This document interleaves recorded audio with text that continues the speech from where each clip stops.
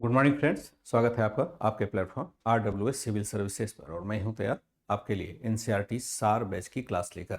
आज क्लास थोड़ी सी लंबी लेंगे क्योंकि दूसरी क्लास नहीं है, तो एटलीस्ट कम से कम देखते हैं कि एक चैप्टर फिनिश किया जाए, उसके बाद क्लास को ड्रॉप करेंगे अगर आप लोग तैयार होते हैं तो। क्योंकि दूसरे मेरे सेशन लगे होते हैं ऑब्जेक्टिव टाइप वाले, उसके लिए मुझे समय निकालना होता है, तो एटलीस्ट मैं आधा घंटा और लेना चाहूँगा, यानी 1.5 आवर आपके क्लासेस चलने चाहिए, ऐसा मुझे अंदाज़ा लग रहा है। थोड़ा बहुत इधर उधर हो जाए तो कोई बात नहीं। तो सभी बच्चे तैयार रहेंगे इस चीज़ के लिए। आज चाहते हैं कि जो कम से कम मोहम्मद बिन तुगलक वाला भाग है उसको कंप्लीट करें, हालांकि बहुत संक्षेप में लेना होगा, बहुत अधिक क्रक्स यहाँ पर दिया नहीं है। आगे देखते हैं दूसरे चैप्टर में मिल जाए ज़्यादा बेहतर मैटर, तो वहाँ से और भी देखा जा सकता है। Very good morning. जल्दी से जुड़ेंगे तभी सभी बच्चे। सोमव्रत जी, सैफा नाज, चलिए, आई थिंक सभी बच्चे जुड़ चुके होंगे। तो ध्यान रखिएगा कि जैसे ही इस चैप्टर को हम आगे चलते हैं और जहाँ पर भी प्रसंग बनता है मुख्य परीक्षा के प्रश्न का, वह भी आपको लिखने के लिए देंगे। क्योंकि यहाँ से कोई प्रश्न है नहीं, जब राजनीतिक विस्तार देखते हैं कोई ऐसा ठोस नहीं है अपने पास मैटर आता है कि वहाँ से कोई क्वेश्चन लिखने के लिए दिया जाए। क्वेश्चन तो वही लिखा जा सकता है जो कि परीक्षा में पूछे जाने की संभावना हो। तो मैं उसी का वेट कर रहा हूँ कि जहाँ वो मौका मिलता है वह मैं स्वयं आपको प्रश्न दे दूंगा। बात हो रही थी यहाँ पर अलाउद्दीन खिलजी के सुधार की, तो उसी को आगे बढ़ाएंगे। और चैप्टर आपका अभी चल रहा है, डेली में दिखाता हूँ, चैप्टर अभी यही आपका चल रहा है जिसमें कि खिलजी और तुगलक को हम लोग देख रहे हैं, चैप्टर नंबर 7। अभी इसमें आने में टाइम लगेगा क्योंकि एक दो क्लास और भी यहाँ पर लग सकता है, क्योंकि एक लंबा चैप्टर है, इसमें पूरा का पूरा राजनीतिक विस्तार एक ही चैप्टर में समाहित कर लिया है, तो थोड़ा इसमें समय लग जाएगा। आज देखते हैं कि कितना इसमें हम पिक कर सकते हैं। यहाँ देखेंगे जैसे अलाउद्दीन खिलजी के सुधार को हम लिखते हैं ना, तो अलाउद्दीन खिलजी के सुधार को हम पढ़ रहे थे, लेकिन वह लास्ट फेज में था। अलाउद्दीन खिलजी के सुधार, यहाँ हमने देखा था बाजार नियंत्रण व्यवस्था था, मार्केट को कंट्रोल करने की कोशिश की गई थी। कल एक प्रश्न टेलीग्राम चैनल पर पूछा गया था कि प्रत्यक्ष नियंत्रण और अप्रत्यक्ष नियंत्रण में क्या अंतर होता है। हालांकि मैंने वहां पर बता दिया था, आप नहीं सुनते हैं तो ये आपकी समस्या होती है। प्रत्यक्ष नियंत्रण का मतलब होता है जहां हम अपने अधिकारियों के माध्यम से कंट्रोल करते हैं, यानी सुल्तान का डायरेक्ट जो इन्फ्लुएंस वाला क्षेत्र होगा वहां पर होगा डायरेक्ट हम शासन करने वाला।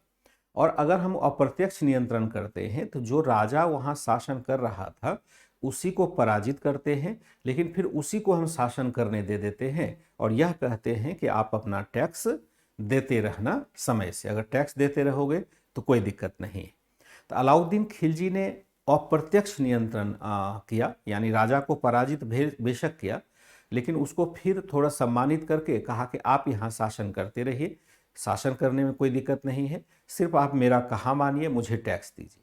जबकि मोहम्मद बिन तुगलक को देखते हैं कि उसने डायरेक्ट शासन लागू किया, यानी जो भी राजा वहाँ के थे सबको वहाँ से हटा दिया गया, मार दिया गया, जेल डाल दिया गया और अपने अधिकारियों के माध्यम से वहाँ पर शासन किया। तो प्रत्यक्ष शासन और अप्रत्यक्ष शासन में यही अंतर होता है। और जो एक बच्चे ने और भी कहा था 600 या 1412 है या 1414 है, तो ये सब डिफरेंट अलग अलग किताबों में मिलता रहता है। इसमें 2 साल के लिए कोई अनर्थ नहीं होने वाला है। हर किताब में अलग अलग इंफॉर्मेशन होता है। आप वनडे में कुछ और पढ़ते हैं तो उसकी तुलना आप इस क्लास से क्यों कर रहे हैं?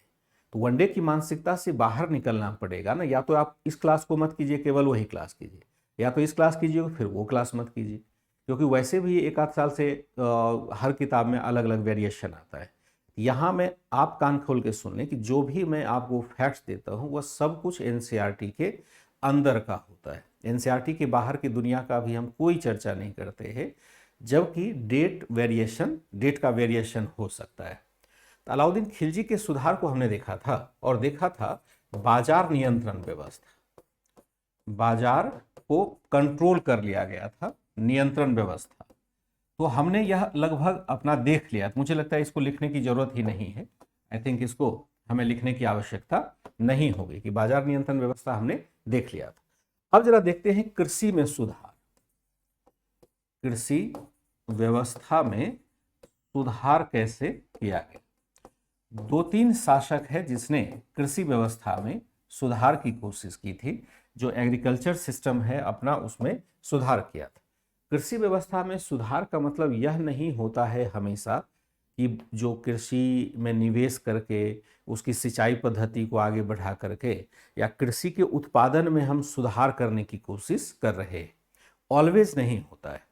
यहाँ जो परिप्रेक्ष्य है अलाउद्दीन खिलजी के समय वह था भू राजस्व का नए तरीके से निर्धारण करना, यानी हमें जो भू राजस्व की वसूली करनी थी उसको हम नए तरीके से सेटल करते हैं ताकि अधिकतम राजस्व की वसूली हो सके।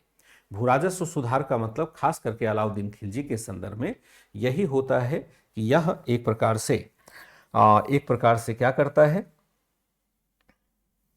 एक प्रकार से हम क्या देखते हैं कि एक प्रकार से हम क्या देखते हैं कि भू राजस्व व्यवस्था में सुधार करने की कोशिश की जा रही है। कैसे? ताकि अधिकतम उत्पादन किया जा सके। यहां पर हम क्या देखते हैं कि अलाउद्दीन खिलजी ने क्या किया? खिलजी ने भू राजस्व व्यवस्था में सुधार किया जिसके निम्नलिखित पहलू थे। पहला क्या था कि भूमि का मापन करवाया जिसको हम कहते हैं पैमाइश करना, जिसको हम कहते हैं मसाहत इस शब्द एक यूज होता है, मसाहत। भूमि का मापन करवाया। दूसरा है कि सभी प्रकार की भूमि पर समान दरों से कर लगाया। सभी प्रकार की भूमि का मतलब हर प्रकार की भूमि है। जो ग्रामीण जमींदार जैसे थे खुत तथा मुकद्दम एक शब्द आता है, खुत ता मुकद्दम की भूमि पर भी समान दरों से कर लगाया। जो कि अब तक नहीं लिया जाता था।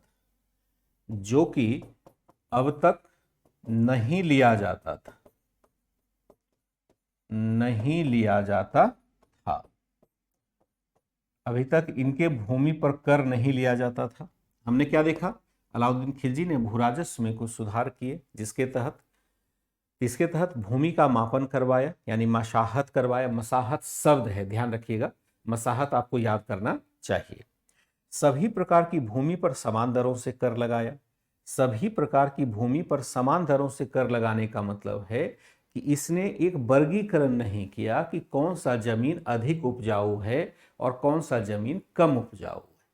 इसने कहा जितना भी है, चाहे कम उपजाऊ वाला है, अधिक उपजाऊ वाला है, आपके हिस्से जो है उस पर हम समान रूप से टैक्स लेंगे। यानी जो टैक्स अमीरों को देना पड़ेगा वही टैक्स गरीबों को भी देना पड़ेगा। जो टैक्स 100 एकड़ वाले लोगों को देना पड़ेगा वही टैक्स 1 एकड़ वाले किसानों को भी देना पड़ेगा। यानी एक समान टैक्स लगाया। तो क्या आप मानते हैं कि जो समान टैक्सेशन की व्यवस्था है, क्या वो प्रगतिशील टैक्सेशन व्यवस्था माना जाएगा? सभी बच्चे एक बार सोच करके उत्तर देंगे कि अगर हम यह करें कि जितने भी व्यक्ति हैं सबके ऊपर एक रंग टैक्स लगाए, एक रूप में टैक्स लगाएं, यानी किसी को 1 रुपये देना है, कर देना है, तो सब व्यक्ति उतना ही टैक्स देगा, क्या यह व्यवस्था प्रगतिशील मानी जाएगी? तो मेरे विचार से यह व्यवस्था प्रगतिशील नहीं मानी जाएगी। इसलिए नहीं मानी जाएगी कि टैक्सेशन सिस्टम में हमेशा जो ज़्यादा कमाता है, अधिक कमाता है, उसको अधिक टैक्स देना पड़ता है, क्योंकि उससे हम अधिक टैक्स लेते हैं, गरीबों से कम टैक्स लेते हैं, तो वह व्यवस्था प्रगतिशील मानी जाती है, क्योंकि गरीबों के पास थोड़ा संसाधन कम होगा। जैसे मान के चलते हैं कि किसी व्यक्ति की कमाई 1 लाख रुपये है। 1 लाख रुपये वाले व्यक्ति से हम 50% टैक्स लेते हैं, यानी 50,000 उसका टैक्स हमने ले लिया। और किसी व्यक्ति की कमाई 200 रुपये है, अगर उससे हमने 50% टैक्स लिया तो उसकी कमाई 100 रुपये ही बच जाएगी। तो उसका लॉस अधिक होगा। तो एक तरह से वैसे वॉल्यूम में तो नहीं दिखेगा, वॉल्यूम में तो हर जगह आपको 50% दिखेगा, लेकिन असल में उसके संसाधन बहुत ही कम रह जाएंगे, उसको जीवन यापन के लिए बेहतर साधन नहीं मिल पाएगा। तो अलाउद्दीन खिलजी ने क्या किया, बिना किसी भूमि को देखे, बिना किसी अमीर गरीब का भेद किए सब पर समान टैक्स लगा दिया। यह एक प्रगतिहीन कदम माना जाता है, क्योंकि गरीबों पर अधिक टैक्स लगाया जाना चाहिए, अमीरों पर गरीबों पर कम लगाना चाहिए, और अमीरों पर प्रगतिशील नहीं है। कम भूमि वाले का बहुत शोषण हो जाएगा, गरीबों का क्या हो जाएगा, शोषण हो जाएगा। तो ग्रामीण जमींदार खुद तथा मुकद्दम की भूमि पर भी समान दरों से टैक्स लगाया, जो कि अब तक नहीं लिया जाता था। टैक्स की दर कितनी रखी गई, भूमि कर की दर कितनी रखी गई, दर 50% की रखी गई। 50% यानी क्या होता है, 1/2 की रखी गई। इसके अलावा घरी तथा चराई कर, घरी एक निश्चित मात्रा में घर पर, एक निश्चित आकार से बड़े घर पर,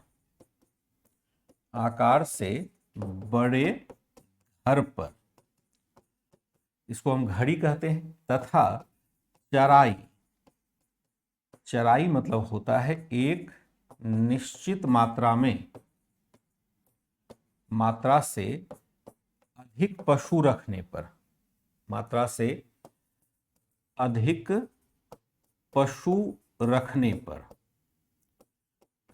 उसको चराई कहेंगे, रखने पर। क्या कहा आपने, इसके अलावा उसने घड़ी तथा चराई कर भी वसूला। ठीक है, इसलिए हमने देखा कि यहां पर कुछ नए टैक्सेस लगाए गए और घड़ी और चराई कर भी यहां पर वसूला। ध्यान रखिएगा कि यहां पर इस संदर्भ में वर्णी वैसे तो माना जाता है, या उद्देश्य हम लिखें, उद्देश्य क्या था, उद्देश्य था राज्य को अधिक इनकम प्राप्त हो, राज्य को अधिक आमदनी प्राप्त हो, लेकिन प्राप्त हो। हालांकि जियाउद्दीन वर्णी कहता है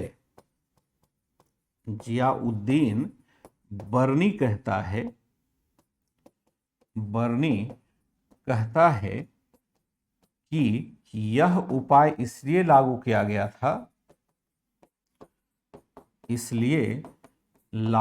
गया था ताकि हिंदू जमींदारों पर नियंत्रण किया जा सके,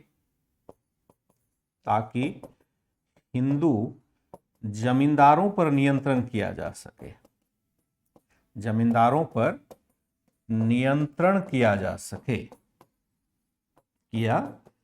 सके। इसी संदर्भ में वह लिखता है, क्या लिखता है कि अलाउद्दीन खिलजी के इस कदम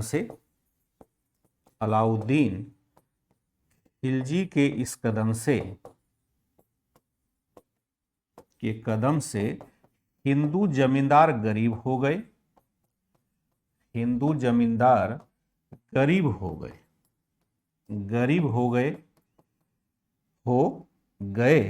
उनके घरों की स्त्रियां मुसलमानों के घरों में काम करने लगी, उनके घरों की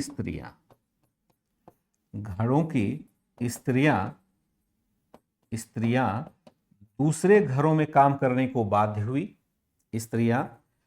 दूसरे घरों में काम करने लगी, जबकि इससे पहले ये क्या करते थे, जबकि इससे पहले ये क्या करते थे, अरबी घोड़े पर चलते थे, घोड़े पर चलते थे तथा पान चबाते थे, पान खाते थे। अब समझिए क्या कह रहा है, पान खाते थे, अरबी घोड़े पर चलते थे, पान खाते थे। हमने क्या देखा, उसने भूमि कर की दर 50% रखी गई, इसके अलावा घरी और चराई कर भी लिया जाता था। उद्देश्य क्या था, राज्य को अधिक आमदनी प्राप्त हो। हालांकि जियाउद्दीन वर्नी कहता है यह उपाय इसलिए लागू किया गया था ताकि हिंदू जमींदारों पर नियंत्रण किया जा सके। इसी संदर्भ में वह लिखता है कि अलाउद्दीन खिलजी के कदम से हिंदू जमींदार गरीब हो गए, उनके घरों की स्त्रियां दूसरे घरों में काम करने लगी, जबकि इससे पहले ये अरबी घोड़े पर चलते थे, पान चबाते थे, खूब शौक मौज से रहते थे। अब देखिए एक नाम यहां पर बार बार आता है, जियाउद्दीन वर्नी का। जियाउद्दीन वर्नी प्रमुख इतिहासकार है जिसने की रचना की है तारीख ए फिरोज शाही, यानी फिरोज शाह के शासनकाल में जियाउद्दीन वर्नी ने एक ग्रंथ लिखा, तारीख ए फिरोज शाही। जितनी कहानी आप पढ़ रहे हैं वो सब कुछ जियाउद्दीन वर्नी की किताब से ही लिया गया है प्रमुखता से।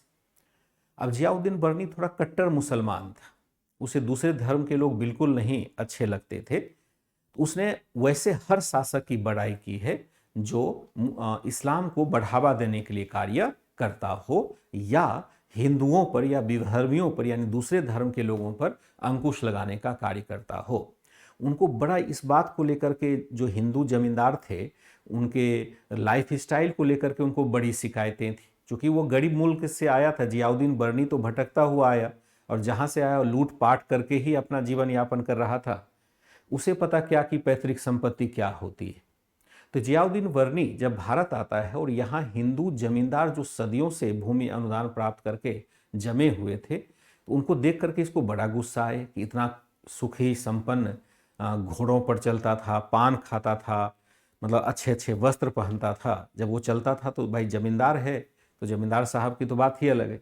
जियाउद्दीन वर्नी को बड़ा दोष मतलब गुस्सा आता था कि ये हिंदू होकर के भी इतना सुखी संपन्न कैसे है।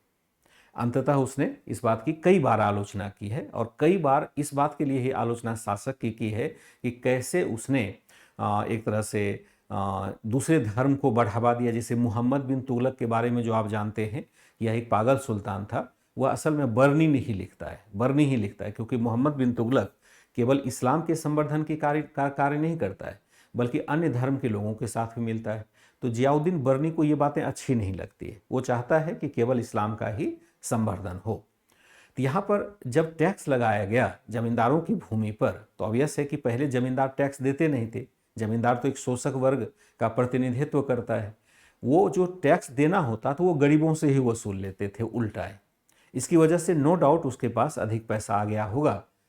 तो जब जियाउद्दीन बर्नी ने देखा कि जमींदारों के ऊपर भी टैक्स लगा दिया गया है, जिसको हम खुद और मुकद्दम कहते हैं, उस पर भी टैक्स लगा दिया है, तो उसके आत्मा को बड़ी शांति मिली। बोला हाँ ये सही हुआ, ये बहुत था, मतलब बहुत पैसा इसके पास हो गया था। तो वह लिखता है कि यह इतना गरीब हो गया जमींदार, ऐसा संभव नहीं होगा, अतिशयोक्तिपूर्ण विवरण है। वह लिखता है कि इतना गरीब हो गया कि इसके घरों की औरतें मुसलमानों के घरों में जाके काम करने लगी। बड़ा आत्मिक संतोष उसको हुआ कि जमींदार घर की जो स्त्रियां थी, जो अभी घर से बाहर तक नहीं निकलती थी, वह इतनी मजबूर हो गई कि दूसरे घरों में जाके काम कर रही है। ये तो बड़ा खुशी की बात है उसके लिए। तो मतलब समझो जो धार्मिक कट्टरता होती है ना, वह इसी प्रकार की सोच उत्पन्न करती है। अभी आप बांग्लादेश में देखिए कि अपने ही देश को, मतलब पता नहीं आप लोगों ने रील देखा, मैंने देखा तो बड़ा दर्द महसूस हुआ कि कोई भी व्यक्ति अपने ही देश को कैसे नष्ट कर सकता है। अपने ही प्रधानमंत्री या जहाँ भी टैक्स के पैसे से ही प्रधानमंत्री या राष्ट्रपति भवन बनता है। एक बड़ा दर्द सा महसूस होता है कि इतना जाहिल गंवार सा व्यवहार अगर अपने देश के प्रति कर रहे हैं, स्त्रियों के वस्त्रों को हम सार्वजनिक प्रदर्शनी में लगा रहे हैं, तो क्या अपेक्षा की जाए। सभ्यता कहाँ जा रही है, कहाँ जाएगी या कितने नीचे तक जाएगी, इसका अनुमान ही नहीं लगा सकता। इसका मतलब है कि संबंधित देश में लोकतंत्र छद्म तरीके से स्थापित था। इससे बुरा दृश्य मैंने अपने लाइफ में नहीं देखा। वैसे तो लाइफ में मैंने बहुत तख्ता पलट देखा, बांग्लादेश में भी देखा था, पाकिस्तान में तो अक्सर होता रहा है, अफगानिस्तान को भी देखा था, लेकिन इस प्रकार के सार्वजनिक दृश्य कहीं पर भी नहीं आए थे। अफगानिस्तान में भी आए थे, लेकिन इस टाइप के दृश्य कि स्त्रियों के मान सम्मान को इस प्रकार से सड़े बाजार उभारना या उछालना, मैंने तो मतलब समझो कि एक बहुत ही मुश्किल रहा मेरे लिए। लगा कि ये जीवन ही बेकार है। हमने क्या देखा कि दूसरे घरों में काम करने लगी, जबकि इससे पहले ये अरबी घोड़े पर चलते थे तथा करिएगा, अरबी घोड़े पर चलते थे तथा क्या करते थे, तथा पान खाते थे। संदर्भ आपने समझा होगा, जो मैंने कहानी सुनाई उसका संदर्भ आपने समझा होगा कि यह गलत है कि सिर्फ हिंदू जमींदारों का दमन करना चाहता था। यह सही है कि एक तरह से राजस्व सोर्स बढ़ाना चाहता था। अलाउद्दीन खिलजी कोई कट्टर शासक नहीं था, वह जानता था कि राजा का क्या कर्तव्य है, तो इसलिए उसको जब कहा गया अलाउद्दीन खिलजी को कि आप इस्लाम को लागू कीजिए, कहा कि यहाँ नहीं हो सकता है। आप जब एडवांस लेवल पर पढ़ने जाएंगे तो एक काजी मुगुसुद्दीन था। अच्छा, काजी मुगुसुद्दीन मतलब दिल्ली का काजी था। काजी मतलब होता है जो न्याय का निर्णय करता है। उनका मुगुसुद्दीन साहब से बड़ा अच्छा संबंध था अलाउद्दीन खिलजी का। तो मुगुसुद्दीन ने कहा कि हुजूर यानी अलाउद्दीन खिलजी को, अब आपके पास इतनी शक्ति है कि आप चाहें तो इसको यानी भारत को एक इस्लामिक राज्य में कन्वर्ट कर सकते हैं और यहाँ पर पूरी तरह से इस्लामिक शासन व्यवस्था को लागू कीजिए। लेकिन अलाउद्दीन खिलजी तो तर्क बुद्धि वाला शासक था और शासक की अपनी एक मर्यादा होती है। उसने कहा काजी मुगुसुद्दीन को कि काजी मुगीस, मुझे ये नहीं पता कि आपकी सोच क्या है, लेकिन मुझे पता है कि राजा का क्या कर्तव्य होता है, सुल्तान का क्या कर्तव्य है। यह सत्य है कि मैं सदियों से मुसलमान रहा हूँ, मेरे पूर्वज भी मुसलमान ही पैदा हुए हैं, तो मुझे इस्लाम के बारे में सिखाने की आवश्यकता नहीं है। मैं एक राजा के तौर पर जो उचित आदेश होता है उसको मैं देता हूँ, चाहे इसके लिए मुझे कुछ भी करना पड़े। और उसने कहा कि देखो, धर्म को तो मैं शासन में आने नहीं दूंगा, आप व्यक्तिगत जीवन में अपना धर्म पालन करते रहें, लेकिन शासन में धर्म का पालन नहीं होगा, ऐसा उसने कहा। एडवांस लेवल पर मैं इसका एक और रेफरेंस आपको दूंगा, किताबों में बड़ी दिलचस्प तरीके से ये बातें लिखी हुई है। हम करने लगता है, जबकि इससे पहले ये अरबी घोड़े पर चलते थे और यहाँ क्या करते थे, पान खाते थे। इस तरह से इसने हमने क्या देखा कि यहाँ पर बहुत अच्छा कार्य किया है। ठीक है, पान खाते थे। अलाउद्दीन खिलजी के यहाँ एक लिख सकते हैं, अलाउद्दीन खिलजी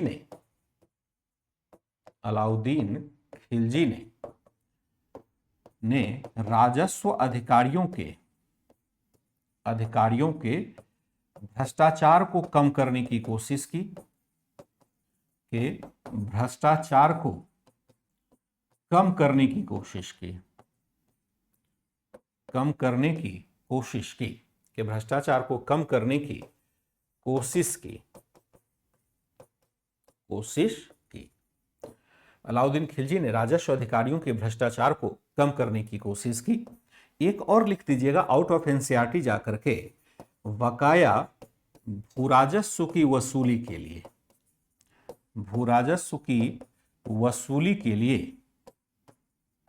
लिए दीवान ए मुस्तखराज नामक विशेष विभाग को बनाया, विभाग की स्थापना की, ऐसा लिख सकते हैं, विशेष विभाग की स्थापना की। बकाया राजस्व की वसूली के लिए दीवान ए मुस्तखराज नामक विशेष विभाग की यहां स्थापना की। अलाउद्दीन खिलजी ने राजस्व अधिकारियों के भ्रष्टाचार को कम करने की कोशिश की। बकाया राजस्व की वसूली के लिए दीवान ए मुस्तखराज, ध्यान रखिएगा, ये मैं प्रश्न के रूप में आपसे पूछ सकता हूं कि दीवान ए मुस्तखराज क्या था।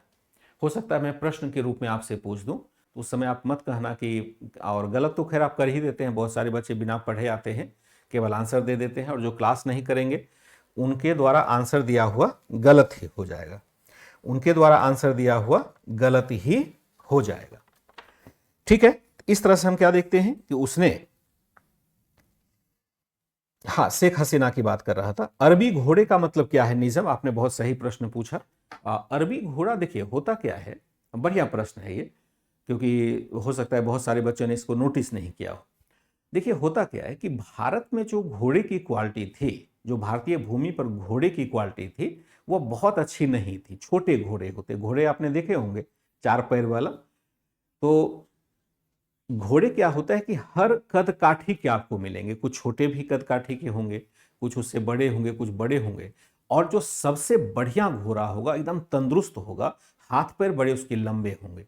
मतलब कभी कभी वैसे घोड़े को देख करके तो उस पर सवारी करने की भी इच्छा होने लगती है। हर जगह वह नहीं पाया जाता है। भारत में वैसे घोड़े का उत्पादन है ही नहीं, ब्रीड यहाँ वैसा है ही नहीं। ऐसे घोड़े कहाँ मिलते थे? अरब क्षेत्र में मिलते थे, और अरब क्षेत्र से उसका आयात किया जाता था भारत में। इसलिए मध्यकालीन भारत में आप देखिएगा कि जो आयात की सबसे बड़ी मद थी, यानी भारत में जो वस्तु सबसे अधिक आता था वह घोड़ा ही होता था, क्योंकि उसमें लगातार युद्ध चल रहा है और भारत में अच्छी क्वालिटी के घोड़े मिलते नहीं हैं। तो उसको बंदरगाहों के माध्यम से, यानी जहाज पर लाद करके, नाव पर लाद करके गुजरात तट पर, जैसे अलाउद्दीन खिलजी को आप देखेंगे कि गुजरात तट पर, यानी गुजरात को उसने जीत लिया। क्यों जीत लिया? कि वहीं से तो घोड़े आ रहे थे, और घोड़े पर के व्यापार पर नियंत्रण प्राप्त करना बड़ा जरूरी था। क्योंकि अगर हमने घोड़े के व्यापार पर नियंत्रण प्राप्त कर लिया तो दूसरा जो प्रतिद्वंदी है उसको घोड़ा नहीं मिल पाएगा, और मुझे अच्छा मिल जाएगा तो भी हम जीत जाएंगे। तो अच्छे घोड़े हमेशा अरब क्षेत्र में मिलते थे, और वहीं से घोड़े का निर्यात भारत में आता था।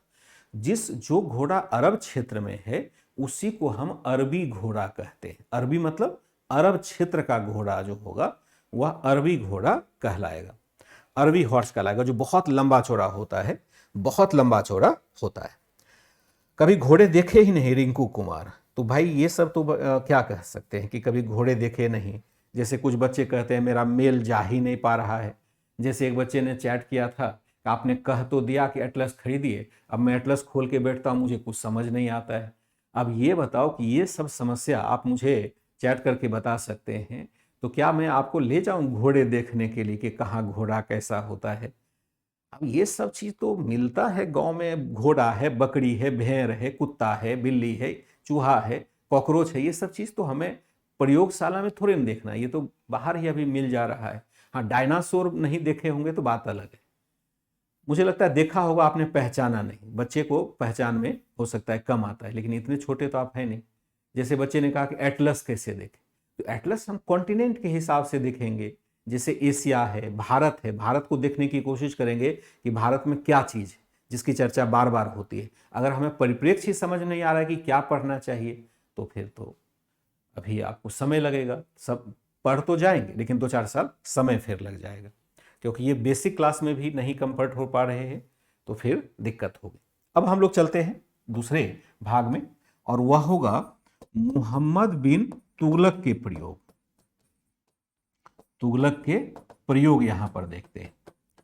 मोहम्मद बिन तुगलक के प्रयोग कैसे प्रयोग थे, इसके बारे में थोड़ी सी संक्षेप चर्चा करेंगे। बहुत लंबी चर्चा नहीं करेंगे, बहुत अधिक हमें चर्चा करने की आवश्यकता नहीं होती है।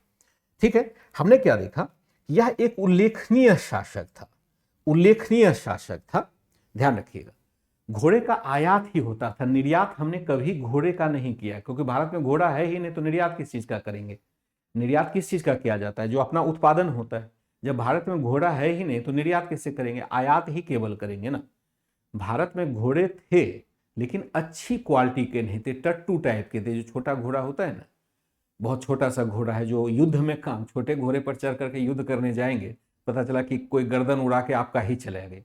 जब तक घोड़ा मजबूत नहीं हो, तेज दौड़ने वाला नहीं हो, ऊंचाई उसकी अच्छी नहीं हो, तब तक आप युद्ध घोड़े के सहारे नहीं कर सकते। तो भारत में छोटे मिलते थे। यहां पर देखेंगे एक शब्द लिखते हैं, मोहम्मद बिन तुगलक। क्या था? तुगलक सल्तनत कालीन इतिहास का एक विलक्षण शासक था। सल्तनत कालीन इतिहास का एक विलक्षण शासक था, विलक्षण शासक था। इसने अपने शासन के दौरान अनेक प्रयोग किए, अपने शासन के दौरान अनेक प्रयोग किए, अनेक प्रयोग किए, अपने शासन के दौरान अनेक प्रयोग किए। हालांकि ये प्रयोग बहुत सफल नहीं रहे, प्रयोग बहुत सफल नहीं रहे, सफल नहीं रहे, इसके जिसके कारण इसे एक विवादास्पद शासक भी माना जाता रहा है, जिसके कारण इन्हें क्या माना जाता है, इन्हें एक विवादास्पद विवादास्पद शासक भी माना जाता है, भी माना जाता है, माना जाता है। ये प्रयोग बहुत सफल नहीं रहे और इसकी वजह से इसे एक विवादास्पद शासक मान लेते हैं। इसे हम क्या करते हैं, विवादास्पद शासक मान लेते हैं। बकाया भू राजस्व, मतलब मुझे लगता नहीं है कि बहुत कुछ मैं समझा पाऊंगा Tuntun ji, very sorry to say that, क्योंकि बहुत सारे शब्द ऐसे हैं जिसको कि समझाना नामुमकिन है। बकाया मतलब होता है जो हमारा रेस्ट रह जाता है, यानी जिसको हम वसूल नहीं पाते हैं। बकाया शब्द हम लोग आमतौर पर सुनते हैं। अगर ये शब्द आप नहीं जान रहे हैं, अभी आपके लिए यह कंपटीशन उपयुक्त नहीं है। पहले आपको किताब पढ़ना चाहिए, नहीं तो क्लास का आपको लाभ नहीं मिल पाएगा। बकाया भू राजस्व का मतलब है जिस भू राजस्व की वसूली नहीं हुई हो, यानी जिसको हम नहीं, बकाया मतलब क्या होता है, नहीं शब्द आपने सुना है तो मुझे तो लगता है समझाना मेरे लिए नामुमकिन हो जाएगा। थोड़ा घर परिवार से भी बात किया कीजिए, आपस में जो परिवेश है उससे बात किया करिए, क्योंकि आप लोग जैसे शब्द का अर्थ पूछते हैं उससे मैं खुद को पराजित महसूस करने लगता हूँ। मुझे लगता है कि शायद मैं पढ़ा नहीं पाऊंगा, क्योंकि ये सब शब्द तो नहीं पढ़ाया जा सकता है और मेरा पहला अनुभव मतलब आपके प्लेटफॉर्म पर रहा है, तो थोड़ा सा कुछ शब्द तो आपको देखना ही पड़ेगा अपने आप से। क्योंकि मैं क्या कहूँ आपको कि बहुत सारा शब्द ऐसा है जिसको कि अगर आप नहीं समझ पाते हैं तो मेरे बस की बात तो शायद नहीं होगी। मैं यहाँ पर हार मानता हूँ कि अगर आप बकाया शब्द का माने नहीं जानते हैं, इसका मतलब मैं हार मानता हूँ कि मैं साथ समझाने में सक्षम नहीं रह पाऊंगा। बहुत ही क्षमा करेंगे मुझे, क्योंकि कोर्स भी आगे लेके चलना है। मोहम्मद बिन तुगलक सल्तनत कालीन इतिहास का एक विलक्षण शासक था। इसने अपने अपने शासन के दौरान अनेक प्रयोग किए, इसने अपने शासन के दौरान अनेक प्रयोग किए। हालांकि ये प्रयोग बहुत सफल नहीं रहे, जिसके कारण इन्हें एक विवादास्पद शासक भी माना जाता है। एक उल्लेखनीय शासक क्यों था, एक विलक्षणीय शासक क्यों था? मोहम्मद बिन तुगलक एक विलक्षण शासक या उल्लेखनीय शासक क्यों था? मोहम्मद बिन तुगलक मोहम्मद बिन तुगलक एक विलक्षण शासक या उल्लेखनीय शासक क्यों है? मोहम्मद बिन तुगलक एक उल्लेखनीय शासक क्यों है? उल्लेखनीय शासक क्यों है? क्यों है मोहम्मद बिन तुगलक एक उल्लेखनीय शासक क्यों है? जरा इसको देख लेते हैं। तो एक एक पॉइंट में देखेंगे कि क्यों इसका हम कहें कि यह एक बहुत ही विशेष शासक था, अन्य समय की तुलना में एक विशेष शासक क्यों था, इसे हमें जरा ध्यान से समझना होगा। हमने कहा कि यहां पर हमने कहा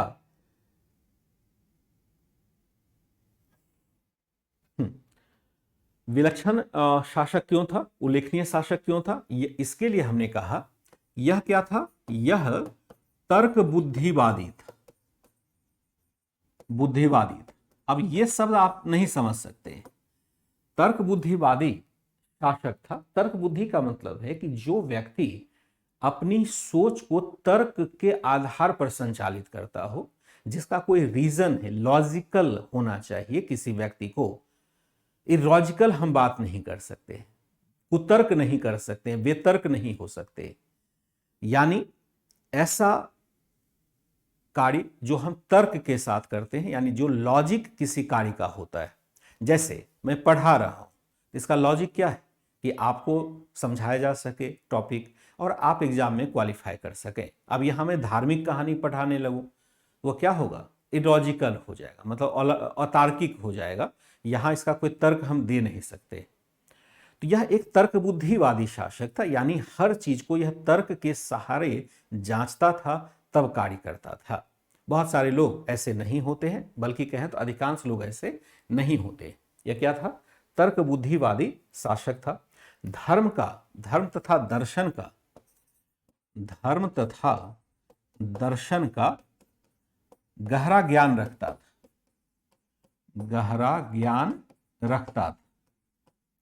धर्म तथा दर्शन का गहरा ज्ञान रखता था। केवल इस्लाम ही नहीं, अन्य धर्मों के संतों से भी मिलता था। अन्य धर्मों के संतों से मिलता था। यहां पर हम लिख सकते हैं उदाहरण ले सकते हैं। जैसे हम देखते हैं, जैन संत हुआ करते थे। जैन धर्म के एक संत थे और जो बहुत फेमस थे जैन संत, जिन प्रभा सूरी से इनके गहरे संबंध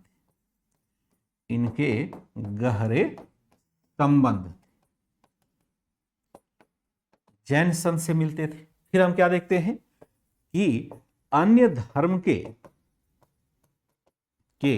धार्मिक त्योहार में भी भाग लेता था। जैसे हम देखते हैं कि हिंदुओं के त्योहार होली को मनाता था।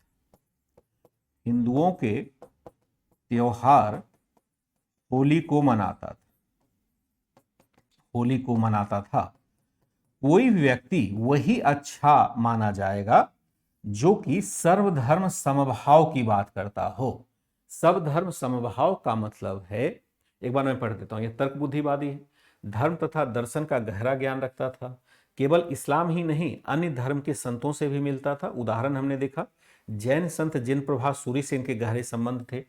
अन्य धर्म के धार्मिक त्योहार में भाग लेता था, जैसे हिंदुओं के त्योहार होली को मनाता था। देखिए, कोई वही व्यक्ति अच्छा माना जाएगा जिसका धार्मिक अप्रोच नहीं हो, व्यक्तिगत जीवन में हो, लेकिन सार्वजनिक जीवन में वह यह मानता हो कि सभी धर्म अच्छे हैं, सभी धर्म फलीभूत हों, अपना धर्म मेरा है तो वो अपनी जगह है।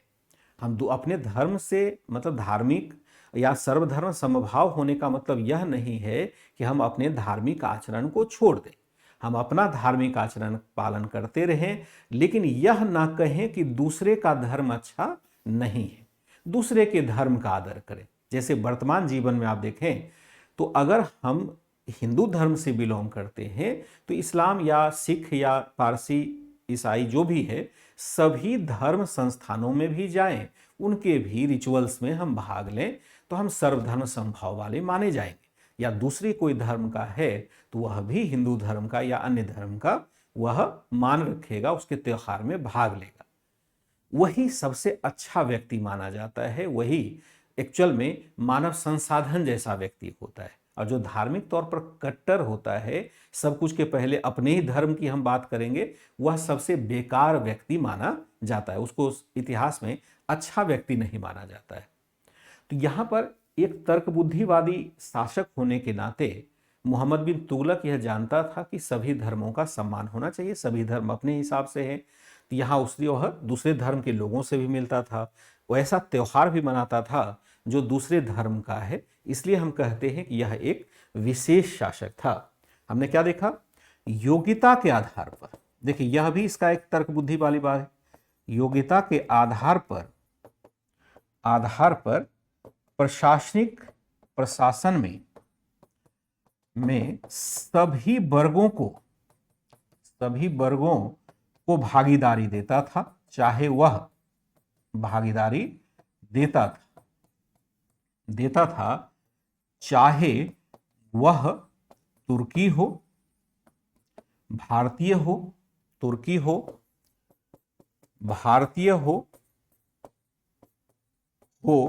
हिंदू हो अथवा विदेशी ही क्यों ना।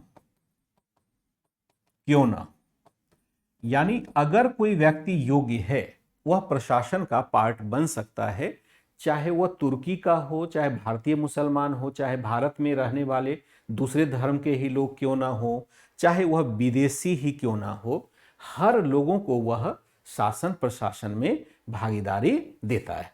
हर शासन प्रशासन में वह क्या करेगा, भागीदारी देता है। मैं उस पर बात करूंगा संजना पाल आगे।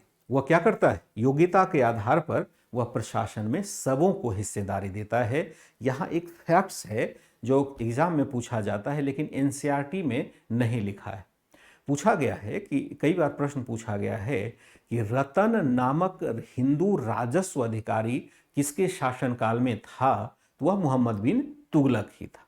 हिंदू एक रतन नामक राजस्व अधिकारी था, वह किसके शासनकाल में था, तो वह था आपका किसके शासनकाल में, तो वह मोहम्मद बिन तुगलक के शासनकाल में है। तो यहां पर हम ले सकते हैं उदाहरण इस दोनों का, ताकि फैक्ट्स भी आ जाए। उदाहरण हम क्या देखते हैं, इब्न बतूता। इब्न बतूता क्या है, मोरक्को का यात्री है। मोरक्को का यात्री है और इसे क्या किया था, दिल्ली का काजी बनाया। काजी बनाया, इसे मोरक्को का यात्री था लेकिन इसे दिल्ली का काजी बनाया। एक रतन नामक हिंदू था, मुख्य राजस्व अधिकारी बनाया,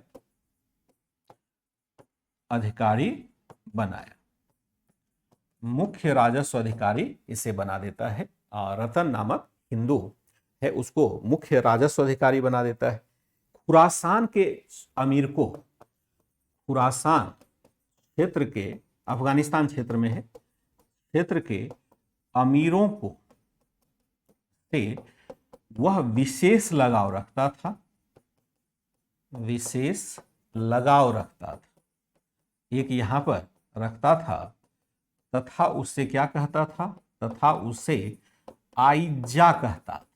आइजा, आइजा मतलब होता है प्रेमी कहता था, प्रेमी कहता था। इसको सबसे अधिक अमीर अगर कोई पसंद था वह कहाँ था, खुरासान का अमीर, जो विदेशी अमीर है उसको वह कहता था प्रिय, प्रिय कहता था। प्रेमी की जगह प्रिय लिख दीजिए।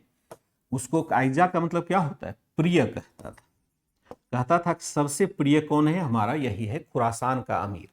खुरासान क्षेत्र के लोगों से उनका विशेष लगाव था, इसलिए था कि वो खुरासान क्षेत्र पर विजय करना चाहता था, लगता था कि वहाँ करें तो एक तरह से वहाँ के अमीर इनके लिए थोड़ा ज़्यादा लॉयल भी रहते होंगे, तो एक कारण यह भी रहा होगा। तो ये आपका एनसीईआरटी से बाहर का फैक्ट्स है, आउट ऑफ एनसीईआरटी फैक्ट्स है, ध्यान रखिएगा।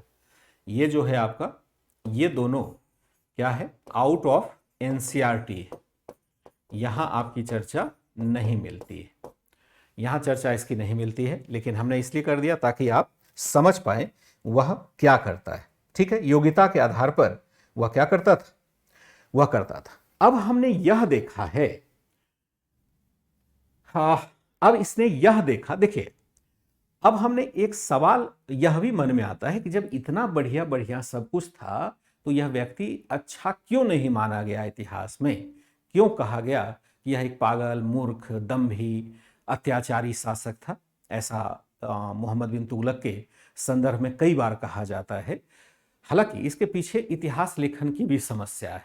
इतिहास लेखन की समस्या किसको कहते हैं कि हम जानबूझकर के किसी के व्यक्तित्व को डिस्क्रिमिनेट कर दें इतिहासकारों के इतिहास लेखन के नाम पर। जैसे जियाउद्दीन बर्नी है, जिसके आधार पर हम मोहम्मद बिन तुगलक को पढ़ते हैं, उसी ने लिखा है तारीख फिरोजशाही में कि ये कैसा था। असल में क्या है कि बर्नी की अपनी समस्या है। मैंने पहले भी कहा कि बर्नी थोड़ा सा धार्मिक तौर पर कट्टर है और वो चाहता है कि मोहम्मद बिन तुगलक तर्क बुद्धिवादी नहीं रहे, केवल और केवल इस्लाम की बात करे। और मोहम्मद बिन तुगलक ने ऐसा नहीं माना, हालांकि उसके शासनकाल का नहीं है, लेकिन नहीं माना तो उसको आ गया क्रोध। उसने अपने ग्रंथ में मोहम्मद बिन तुगलक की ऐसी तैसी कर दी, यानी काफ़ी आलोचना कर दी। वह तो यह कहता है कि मोहम्मद बिन तुगलक इस्लाम ही भूल चुका है, इसका इस्लाम से कोई लेना देना नहीं है, क्योंकि जो अन्य लोगों को वह नियुक्त कर रहा है उसकी वजह से। दूसरा वह कहता है कि यह तो मुसलमानों का सबसे बड़ा दुश्मन है। बर्नी कहता है कि इसने मुसलमानों का रक्त इतनी क्रूरता से बढ़ाया, एक लाइन सेंटेंस आप देखेंगे किताबों में लिखा है, बर्नी कहता है कि इसने मुसलमानों का रक्त इतनी क्रूरता से बहाया कि इसके महल के गेट से हमेशा खून की नदी बहती रहती थी। मतलब समझिए एक अतिशयोक्तिपूर्ण विवरण हो जाता है। उन्हीं विवरणों के आधार पर बिना जस्टिफाई किए मोहम्मद बिन तुगलक को पागल सुल्तान कहा जाता है। लेकिन इसके लिए मोहम्मद बिन तुगलक भी कम उत्तरदायी नहीं था। इसलिए उत्तरदायी था कि उसके व्यक्तित्व की एक बहुत भारी कमी थी, जो अक्सर सभी के व्यक्तित्व में पाया जाता है, मेरे आपके, और जो होशियार है उसको मिनिमाइज कर लेता है। एक शब्द आप देखते होंगे कि जब आप चैट करते होंगे, एक शब्द मैं आपके लिए प्रयोग करता हूं कि अधैर्य की स्थिति में ना जाए, यानी धैर्य रखें, धीरज रखें। समय से ही सब कुछ होता है, समय से पहले भी नहीं होगा, समय के बाद भी होगा। जैसे कहा जाता है ना कि भाग्य से पहले, यानी समय से पहले और भाग्य से अधिक किसी को कुछ नहीं मिला है। समय से पहले आप कुछ प्राप्त नहीं कर सकेंगे। जैसे मैं पढ़ा रहा हूं, तो ये चैट जो अभी मैं समझा रहा हूं, ये कई मतलब आज से अभी से 10 मिनट पहले ही आ गया। ये क्यों कहा जाता है उसको पागल? क्योंकि आपके अंदर अधैर्य की स्थिति है, आपको लग रहा है कि शायद मैं समझा ही नहीं पाऊंगा, इसलिए आपने वहीं पर पूछ लिया। चलिए, आप तो बालक हैं, बाल सुलभ लालसा में आपने पूछ लिया, आपके ऊपर वो दोष नहीं लगेगा। लेकिन अगर कोई राजा है और राजा है उसको किसी पर विश्वास ही नहीं हो कि यह अच्छा काम कर सकता है या अच्छी तरह एग्जीक्यूशन कर सकता है, ना वो जनता पर विश्वास करेगा, ना प्रशासनिक अधिकारी पर विश्वास करेगा, उसको लगेगा कि सबसे ज़्यादा दिमाग अपने ही अंदर है, और उस बुराई के कारण, अपनी जो व्यक्तित्व की बुराई है उसके कारण कोई भी कार्य जल्दी जल्दी करना चाहेगा, बिना उसके परिणाम का विचार किए करना चाहेगा, तो क्या वह अच्छा व्यक्तित्व माना जाएगा? मैं बहुत अच्छा हूं। लेकिन अगर मेरे अंदर अधैर्य की स्थिति है, निर्णय लेने में ड्वेलिज्म की स्थिति है, तो मेरी सारी अच्छाई जीरो हो जाएगी। वही स्थिति मोहम्मद बिन तुगलक के साथ आई। मोहम्मद बिन तुगलक के अंदर उपरोक्त सभी अच्छाइयां थी। इसको लिख सकते हैं, मोहम्मद बिन तुगलक के अंदर क्या था? अंदर उपरोक्त सभी अच्छाइयां थी, सभी अच्छाइयां थी, लेकिन अधैर्यता की स्थिति, लेकिन उसका व्यक्तित्व क्या था? व्यक्तित्व स्थिर नहीं था। उसका व्यक्तित्व स्थिर नहीं था। अधैर्यता की स्थिति होती थी, अधैर्यता की स्थिति थी। कार्यों के संपादन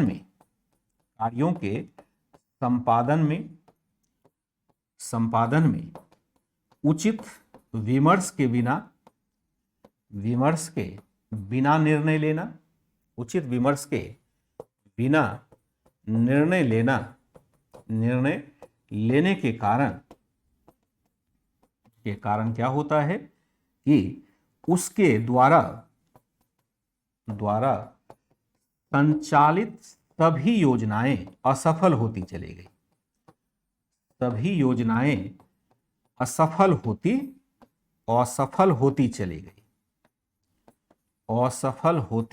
चली गई। अतः इतिहास उसका आकलन होती चली गई। अतः हम क्या देखते हैं? अतः इतिहास मोहम्मद बिन तुगलक का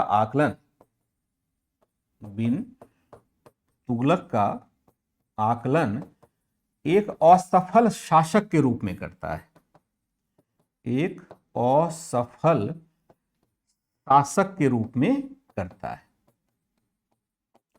करता है। उसका आकलन एक असफल शासक के रूप में करता है। क्यों करता है? बहुत अच्छी बात, लेकिन दिक्कत क्या है? मोहम्मद बिन तुगलक के अंदर उपरोक्त सभी अच्छाइयां थी, लेकिन उसका व्यक्तित्व स्थिर नहीं था। अधैर्यता की स्थिति थी, स्थिर नहीं था। अधैर्यता की स्थिति थी। कार्यों के संपादन में उचित विमर्श के बिना निर्णय लेने के कारण उसके द्वारा संचालित सभी योजनाएं असफल होती चली गई, लिख देंगे, चली गई, असफल होती चली गई। अतः इतिहास मोहम्मद बिन तुगलक का आकलन एक असफल शासक के रूप में करता है।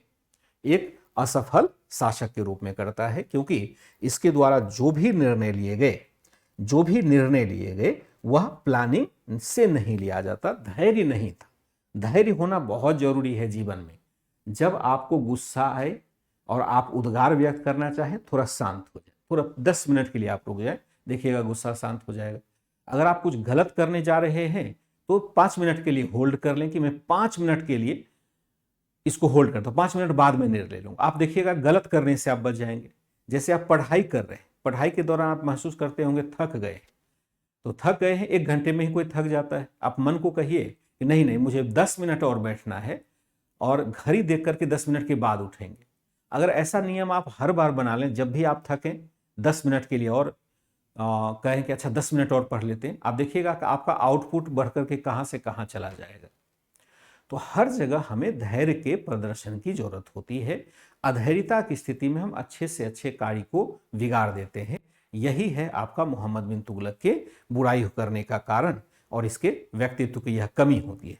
दूसरी तरफ एक चीज और होगा, दूसरी तरफ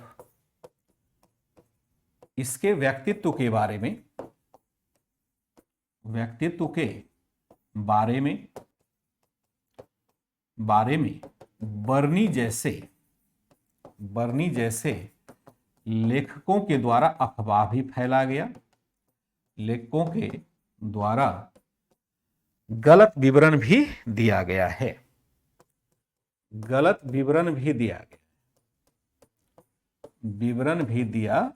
गया है। आप जानते हैं जियाउद्दीन बर्नी ने 2 ग्रंथ लिखा है। जो जियाउद्दीन बर्नी है, जियाउद्दीन वर्णी नाम है, लेखक नाम है। इसने ग्रंथ कौन सा लिखा है? ग्रंथ लिखा है तारीख ए फिरोज शाही। एक ग्रंथ लिखा है तारीख ए फिरोज शाही। तारीख का मतलब क्या होता है? इतिहास होता है। एनसीईआरटी हम लोग पढ़ चुके हैं, क्लास 7 वाला जो था ना, जो मैंने फ्री क्लास पढ़ाया था, या जो क्लास शुरू हुई थी ये वाला मध्यकालीन भारत वाला, पहले ही हमने बता दिया है तारीख या तवारीख का मतलब क्या होता है। तारीख ए फिरोज शाही पहला ग्रंथ है और दूसरा ग्रंथ है फतवा ए जहांदारी। फतवा ए जहांदारी, ठीक है। इब्न बतूता एक यात्री है, इब्न बतूता। इब्न बतूता का जो ग्रंथ है उसका नाम है आपका इब्न बतूता ग्रंथ किताब उल रहेला। किताब उल रहेला इसके किताब का ग्रंथ का नाम है। 2 लेखक बड़े प्रमुख है, उसी के आधार पर यह संपूर्ण विवरण हमें प्राप्त होता है। इस तरह से हम क्या देखते हैं, मोहम्मद बिन तुगलक के बारे में बहुत सारी भ्रांति यहां पर होती है, ठीक है। अब देखते हैं यहां पर नेक्स्ट इसका जो पॉइंट होगा वह होगा मोहम्मद बिन तुगलक का शासन तथा उसकी परियोजना। मोहम्मद बिन तुगलक का शासन तथा उसकी परियोजना कैसी रही? तो यहां लिख सकते हैं शासन का प्रारंभ कैसे होता है। प्रारंभ होता है, यहां पर मूल नाम देखेंगे। मूल नाम जो इसका था, इसका नाम था जौना खान। गयासुद्दीन तुगलक का पुत्र था। गयासुद्दीन तुगलक की दुर्घटना में हुई मृत्यु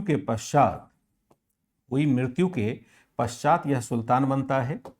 मृत्यु के पश्चात यह 1325 ईस्वी में शासक बना, ईस्वी में सुल्तान बनता है, सुल्तान बना। हालांकि बर्नी जैसा लेखक कहता है कि इसने अपने पिता की हत्या कर सत्ता प्राप्त की थी। इसने षड्यंत्र से पिता की हत्या कर सत्ता प्राप्त की थी। यह क्या कहता है, यह पिता की हत्या कर सकता। आज क्लास अभी चलेगी, ध्यान रखिएगा, आज चूंकि इकोनॉमी की क्लास नहीं है तो मैं थोड़ा लंबा लूंगा। हमने क्या देखा, मोहम्मद बिन तुगलक का शासन तथा उसकी परियोजना क्या है। शासन का प्रारंभ, मूल नाम है इसका जौना खान। गयासुद्दीन तुगलक की दुर्घटना में हुई मृत्यु के पश्चात यह 1325 में सुल्तान बना। हालांकि बर्नी जैसा लेखक कहता है इसने षड्यंत्र से पिता की हत्या कर सत्ता प्राप्त कर ली थी। यानी बर्नी जो भी कहेगा इसके बारे में उल्टा ही कहेगा। हुआ क्या कि गयासुद्दीन तुगलक एक बहुत महान शासक था। कहानी यहाँ पर केवल मैं सुना देता हूँ क्योंकि यहाँ सारी कहानी लिखना ठीक नहीं है और आपके लिए उपयुक्त भी नहीं है, लेकिन कहानी को ध्यान से सुनिएगा, 2 मिनट के लिए मेरा प्रवचन। हुआ क्या कि गयासुद्दीन तुगलक हमने देखा कि बना, शासक बना। शासक बनने के बाद चूंकि खुसरो था इससे पहले, और खुसरो ने बहुत अधिक दान वगैरह दे दिया था अपने पक्ष में लोगों को मिलाने के लिए, तो उसने निजामुद्दीन औलिया एक सूफी संत थे, उनको भी बहुत बड़ा दान दिया था, अन्य लोगों को भी दिया था, बहुत सारे अमीरों को एक तरह से खजाना ही खाली कर दिया था उसने।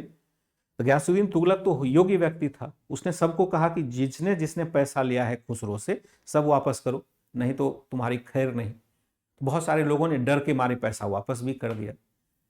इसको पता चला कि निजामुद्दीन औलिया ने भी पैसा लिया है। औलिया तो बड़े भारी संत थे दिल्ली के, बहुत भारी सूफी संत थे और वास्तव में वो बड़े दरियादिल माने जाते हैं। हालांकि इतिहास उसकी भी व्याख्या अलग अलग तरीके से करती है।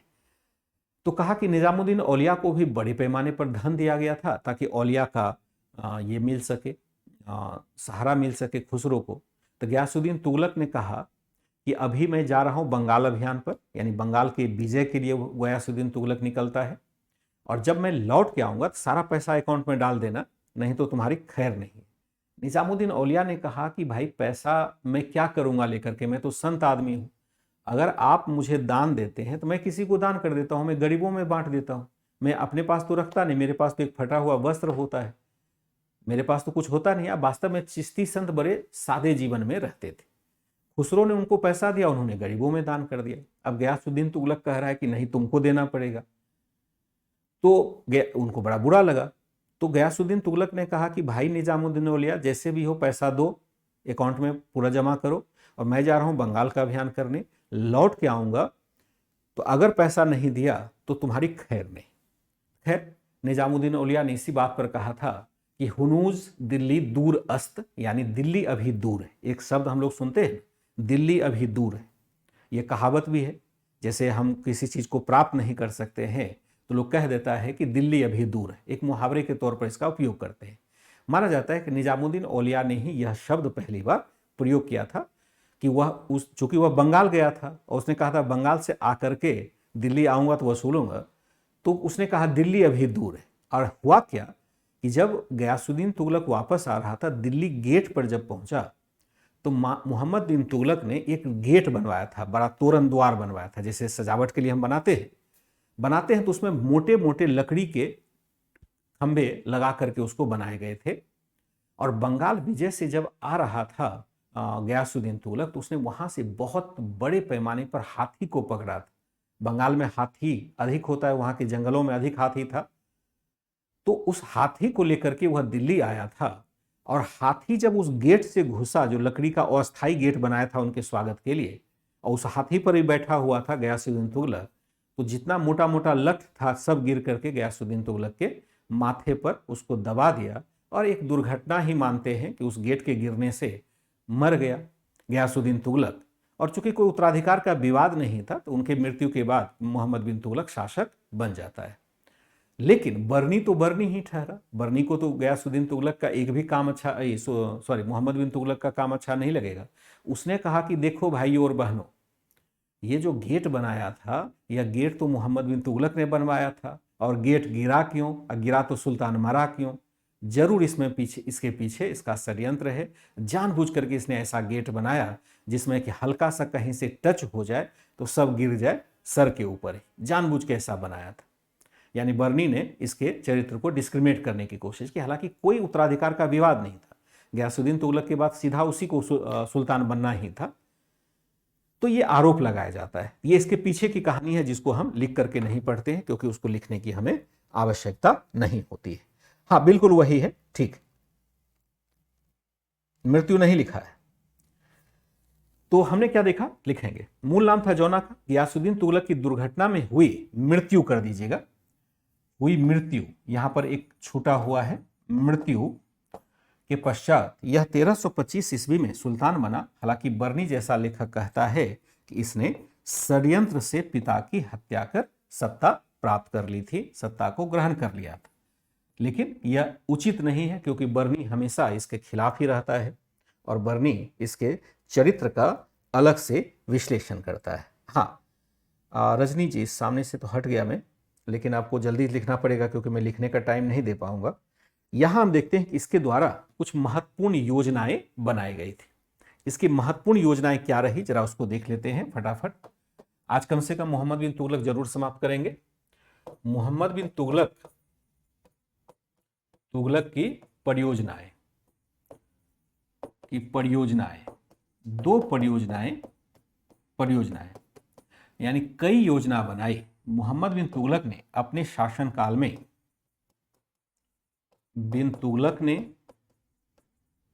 अपने शासनकाल में अनेक योजनाएं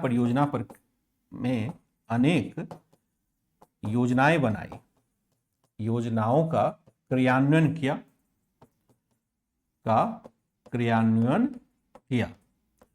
हालांकि ये सभी योजना क्रियान्वयन किया, हालांकि उपरोक्त सभी योजनाएं असफल हुई। योजनाएं उचित क्रियान्वयन के कारण क्या हो जाता है, कारण असफल साबित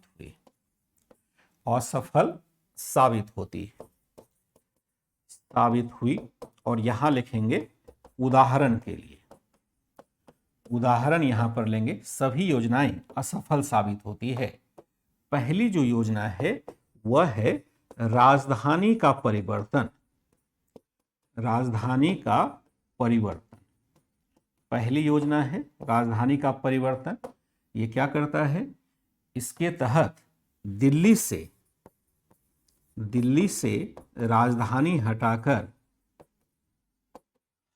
कहां स्थापित करना, हटाकर देवगिरी में स्थापित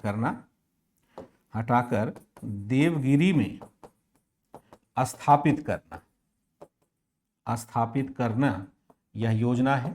क्यों किया गया? इसके लिए दो कारण है।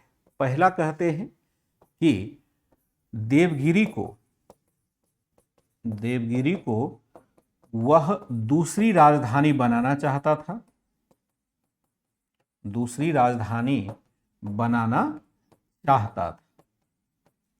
कि यह दूसरी राजधानी बने। दूसरा है कि दक्षिण क्षेत्र में चलने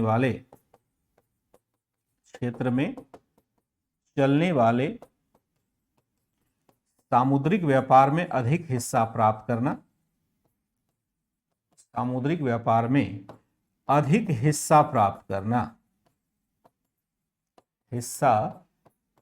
करना, और तीसरा जो है दक्षिण के राज्यों पर बेहतर नियंत्रण स्थापित करना।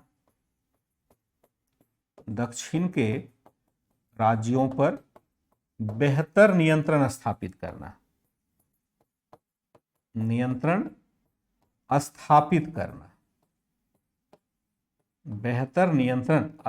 करना। क्या कहा हमने? मोहम्मद बिन तुगलक ने अपने शासनकाल में अनेक योजनाओं का क्रियान्वयन किया। हालांकि ये सभी योजनाएं उचित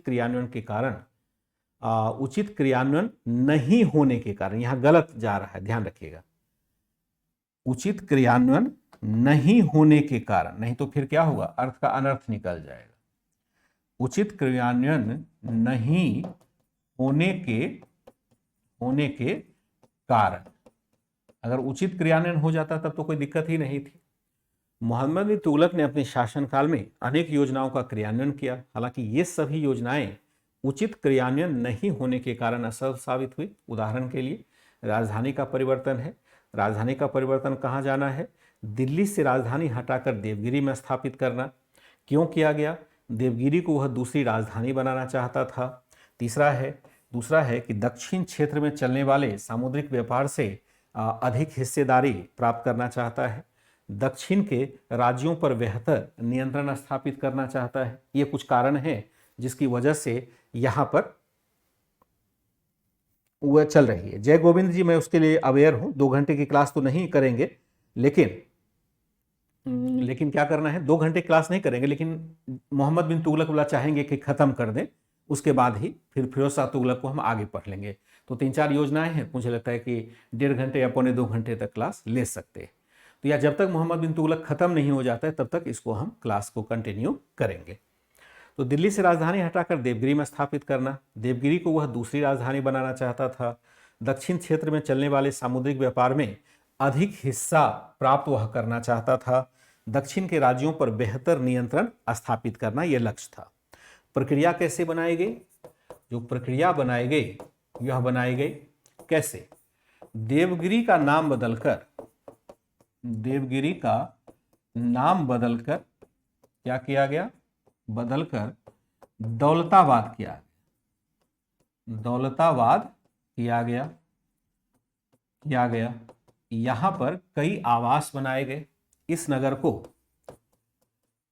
को इस्लाम के हिसाब से व्यवस्थित किया गया, पुनः निर्मित किया गया। दिल्ली की जो जनता वहां जाती, दिल्ली की जनता दौलताबाद जाए, दिल्ली की जनता को यहां आने में दिक्कत नहीं हो, आने में कठिनाई नहीं हो, इसके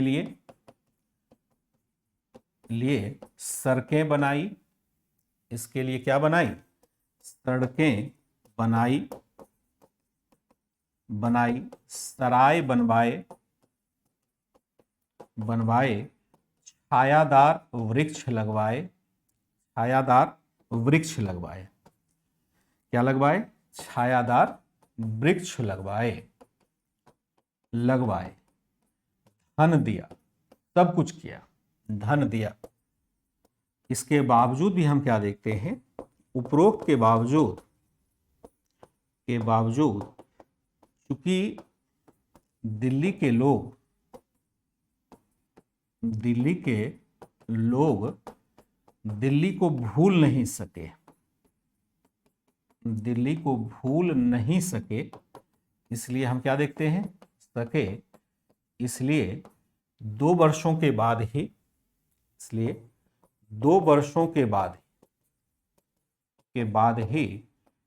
इस योजना को छोड़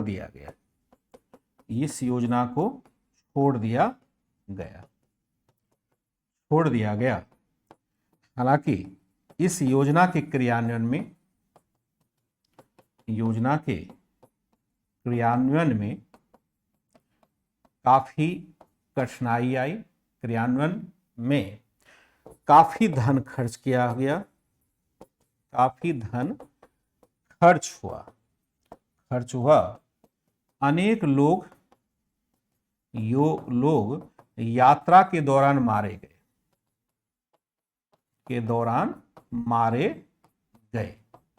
अनेक लोग यात्रा के दौरान मारे जाते हैं। क्या किया गया? देखिए प्रक्रिया क्या रही। देवगिरी का नाम बदलकर दौलताबाद किया गया। इस नगर को इस्लाम के हिसाब से, देखिए यहां पर हिंदू कल्चर था, इस्लामिक कल्चर तो है नहीं। इस नगर को इस्लाम के हिसाब से पुनः निर्मित किया गया।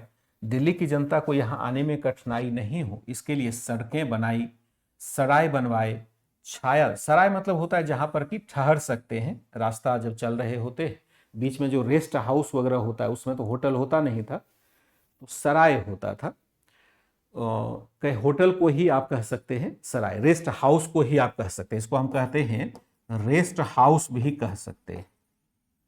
रेस्ट हाउस बनवाए, छायादार वृक्ष लगवाए, धन दिया, लेकिन उपरोक्त के बावजूद चूंकि दिल्ली के लोग दिल्ली को भूल नहीं सके, इसलिए 2 वर्षों के बाद ही इस योजना को छोड़ दिया। हालांकि इस योजना के क्रियान्वयन में काफी धन खर्च हुआ, अनेक लोग यात्रा के दौरान मारे जाते। और जो तत्कालीन इतिहासकार है वह भी भ्रांति फैलाता है। और तत्कालीन इतिहासकार में देखिए यात्रा में क्या होता है हाँ, यूपीएससी के लिए ले सकते हैं, यूपीएससी के लिए ही है बेसिकली, यूपीएससी और यूपीपीसी इसमें कोई दिक्कत नहीं है। अब यात्रा के दौरान क्या होता है आप समझिए। हुआ क्या कि 1500 किलोमीटर की दूरी है, दिल्ली से अगर दौलताबाद देखा जाए तो 1500 किलोमीटर की दूरी है। कहाँ से कहाँ तक आना है जरा इसको देखिए। अगर मैप में ये चीज़ हो तो मैं आपको बताता हूँ, मैप में अगर हो तो यहाँ अगर दौलताबाद होगा तो मैं बताऊंगा। ठीक है, देखिए देवगिरी है, मैं बताता हूँ पॉइंट। ये है देवगिरी, आना कहाँ से है, दिल्ली से है। दिल्ली से हम देवगिरी आ रहे हैं, रास्ता तो यही हमारा होगा। अब चूंकि बुजुर्ग हैं, बच्चे हैं, महिलाएं हैं, बहुत सारे लोग आ रहे हैं दिल्ली की तरफ, अब राजधानी भाई परिवर्तन हो गया, चलो बहुत सारे लोगों को बाध्य भी किया गया, चलो तुम भी। जैसे खास करके जो उलेमा वर्ग है, जो धर्माचार्य वर्ग है, धर्म का आचरण करने वाला वर्ग है, उसको कहा चलो वहां पर, वहां तो हिंदू रहता है सब, और हिंदू संस्कृति में हम अकेले कैसे रहेंगे भाई। उसको नियम से होना चाहिए कि अपनी राजधानी उठा के चला आता, और राजधानी उठा के चला आता, धीरे धीरे लोग अपने आप आ जाते उसके पीछे पीछे। लेकिन उसने बहुत सारे लोगों को कहा कि चलो, और बहुत सारे लोग लोभ की आलसा में भी चले जाते। जब यात्रा कर रहे थे तो यात्रा तो थकावट भरी है, 1500 किलोमीटर की यात्रा करनी है, बहुत सारे लोग रास्ते में ही टपक गए अपनी कमियों की वजह से, गर्मी की वजह से, पसीना जो भी होता है। हालांकि मोहम्मद बिन तुगलक ने अपने हिसाब से काफ़ी ख्याल रखा, लेकिन फिर भी बहुत सारे लोग मारे जाते। फिर भी सब लोग पहुंच भी गए, लेकिन वहाँ चूंकि हिंदू कल्चर था तो हिंदू कल्चर में इन लोगों को मन ना लगे, दिल्ली रहा हुआ जगह है, तो इसलिए फिर सब लोग वापस आने लगे। तो बड़ा अफरा तफरी की स्थिति आ गई। तो अंत में देखा मोहम्मद बिन तुगलक ने कि लोग रहने को तैयार ही नहीं है, तो मैं ही अकेला क्या करूँगा, उसने उठा के राजधानी वापस कर ली। देखिए इस बारे में इतिहासकार भी भ्रांति फैलाता है। जैसे दो है, एक का दोनों का नाम आपने सुन लिया है, एक आपका जियाउद्दीन बर्नी है जो हमेशा मोहम्मद बिन तुगलक के खिलाफ है। जियाउद्दीन बर्नी कहता है कि इतना ये क्रूर शासक था कि सबको घसीट के दिल्ली को, पूरे दिल्ली को खाली करवा दिया, एक एक घर को चेक करवाया कि यहाँ पर कोई रह ना जाए, इतना सनकी था ये। बर्नी कहता है, बोला सनक की भी हद होती है, अरे भाई जिसको रहना था रहे, नहीं रहना है नहीं रहे। लेकिन मोहम्मद बिन तुगलक ने आदेश दिया कि हर घर की तलाशी लो पूरे दिल्ली में। और एक कहता है कि एक लूला और लंगड़ा मिला, जो दिव्यांग हम कहते हैं, लूला मतलब जिसका हाथ नहीं हो, लंगड़ा मतलब जिसका पैर नहीं हो। तो बर्नी कहता है कि एक लूला और लंगड़ा मिला, पूरे शहर को की तलाशी ली गई, कोई अच्छा व्यक्ति नहीं मिला, दो दिव्यांग व्यक्ति मिले, और बोला कि दोनों को घसीट करके दौलताबाद लेके गया। एक कहता है इब्न बतूता, वह भी बड़ा दुश्मन था, आगे चल करके मैं बताऊंगा। वह कहता है कि पूरे नगर की तलाशी ली गई, कोई नहीं मिला, एक कुत्ता और बिल्ली मिला, उसको भी पकड़ के दौलताबाद लेके चला गया। जबकि इस कंप्लीट गलत है। दिल्ली में अच्छी खासी आबादी थी, ऐसा नहीं था कि दिल्ली की आबादी का वहाँ ट्रांसफर हुआ था। जिसको जाना था वो गया था, जो यहाँ रहना चाहे वो रह सकता था, क्योंकि नगर तो है ही, भले राजधानी है न, नगर तो क्यों हम खाली करवाएंगे। तो बहरहाल बहुत सारी भ्रांति भी फैलाई जाती है इसके बारे में। यहाँ से यहाँ तक आना था, इसकी वजह से बहुत कष्ट हुआ, बहुत सारे लोग मारे जाते हैं, ऐसा बर्नी कहता है। तो इसमें काफ़ी धन खर्च हुआ, बहुत सारे लोग यात्रा के दौरान मारे भी जाते हैं। फाइनली हम क्या देखते हैं, एक तरह से यह योजना हमारी बहुत सारी असफल हो जाती है। क्या है, ऐसा माना जाता है कि वहां सूखा पड़ गया था। नहीं नहीं, ये सब गलत इंफॉर्मेशन है आपका, जहां से इंफॉर्मेशन है वो सब इंफॉर्मेशन बहुत उपयुक्त नहीं है। सूखा वहां क्यों पड़ेगा, वहां तो सूखे की कोई गुंजाइश नहीं है। फिर देखते हैं फायदा क्या हुआ इसका। फायदा इसका क्या होता है, फायदा हुआ कि दक्षिण में भी इस्लामिक संस्कृति का विस्तार हो पाया। इस्लामिक संस्कृति का विस्तार हुआ, यानी उत्तर और दक्षिण के बीच में एक हमने देखा विस्तार होता है। आगे चल करके यही दौलताबाद जिसको आप देख रहे हैं, जिसको पहले देवगिरी कहते थे, जो बाद में दौलताबाद होता है, उसी के पास देखिएगा औरंगाबाद भी है। औरंगाबाद औरंगजेब ने बसाया, इसी दौलताबाद के पास ही औरंगाबाद बसा दिया औरंगजेब ने। जब औरंगजेब जाता है तो आगे चल करके देखेंगे। दूसरी योजना हमारी है, वह है सांकेतिक मुद्रा का प्रचलन, टोकन करेंसी, सांकेतिक मुद्रा का प्रचलन। मुद्रा यानी क्वाइन का प्रचलन हो जाएगा, टोकन क्वाइन का प्रचलन, सांकेतिक मुद्रा का प्रचलन। यह सांकेतिक मुद्रा क्या है, सांकेतिक मुद्रा का मतलब है कि चांदी तथा सोने के टंके के स्थान पर तांबा अथवा कांसे के टंके जारी करना, कांसे के टंके जारी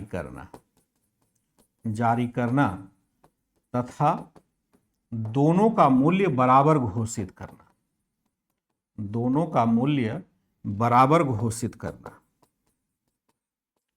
बराबर घोषित करना। अब देखिए दिक्कत क्या है, पहले क्या था कि पहले मुद्रा का विनियमन तो होता नहीं था, पहले रियल करेंसी चलती थी। रियल करेंसी का मतलब है जिसका बाजार मूल्य उतना ही हो जितना उस धातु का मूल्य है। जैसे 1 ग्राम 10 ग्राम सोने का है ना, 10 ग्राम जिसको हम एक भर कहते हैं, 10 ग्राम सोने का मूल्य मान के चलते हैं कभी 70,000। अगर 10 ग्राम सोने का सिक्का होगा तो उसका भी मूल्य 70,000 होगा, तो ये हो जाएगा रियल करेंसी। टोकन करेंसी का मतलब होगा कि हम कह दें कि ये 70,000 का है लेकिन असल में मूल्य उसका 10-5 रुपये का हो।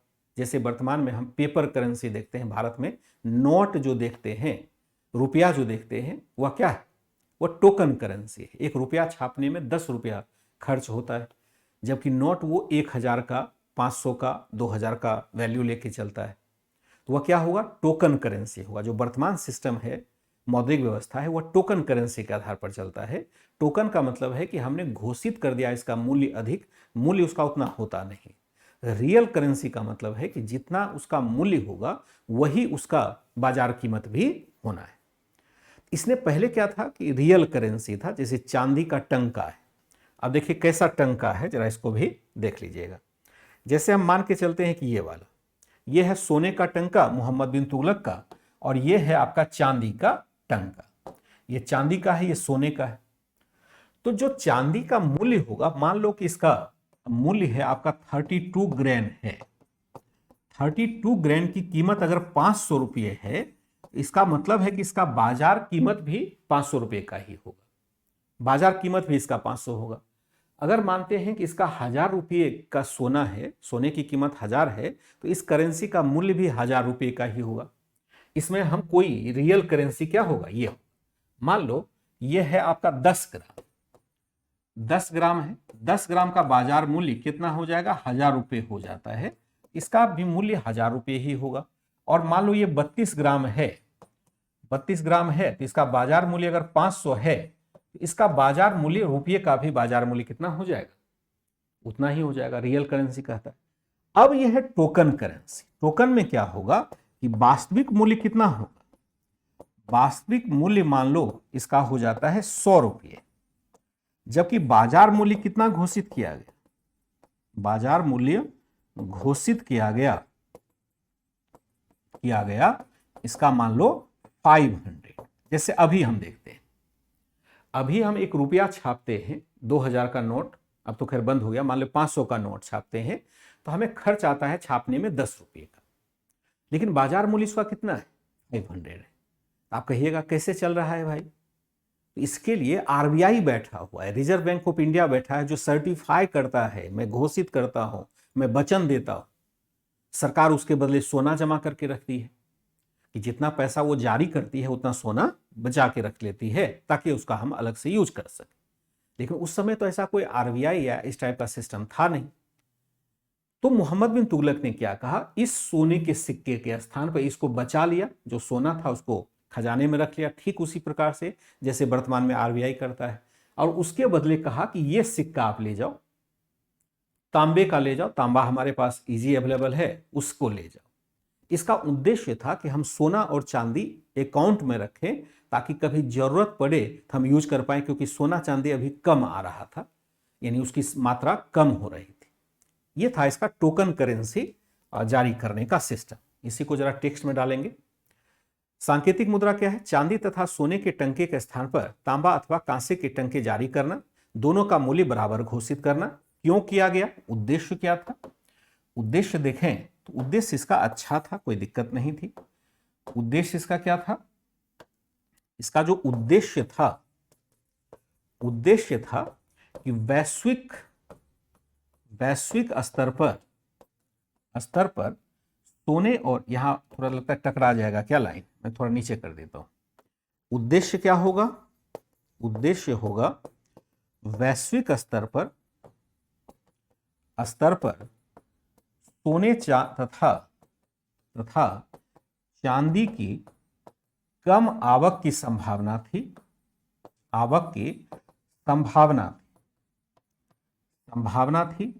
दूसरी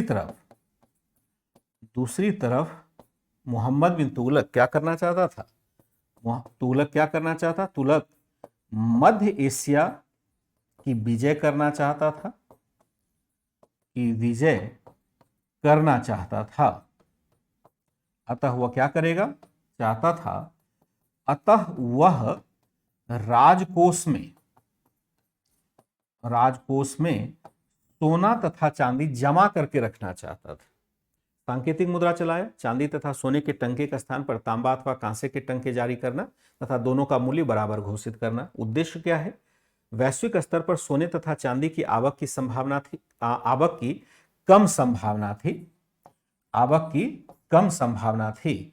और दूसरी तरफ तुगलक मध्य एशिया की विजय करना चाहता था, अतः वह राजकोष में सोना चांदी को जमा रखना चाहता था। राजकोष में सोना तथा चांदी संग्रहित करना चाहता था।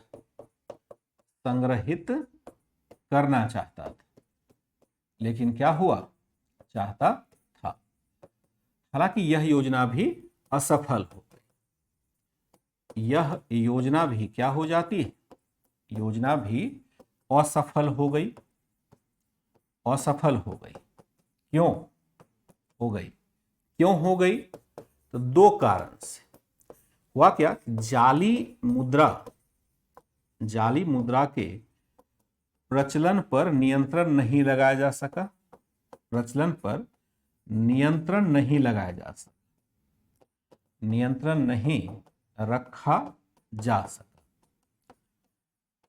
प्रत्येक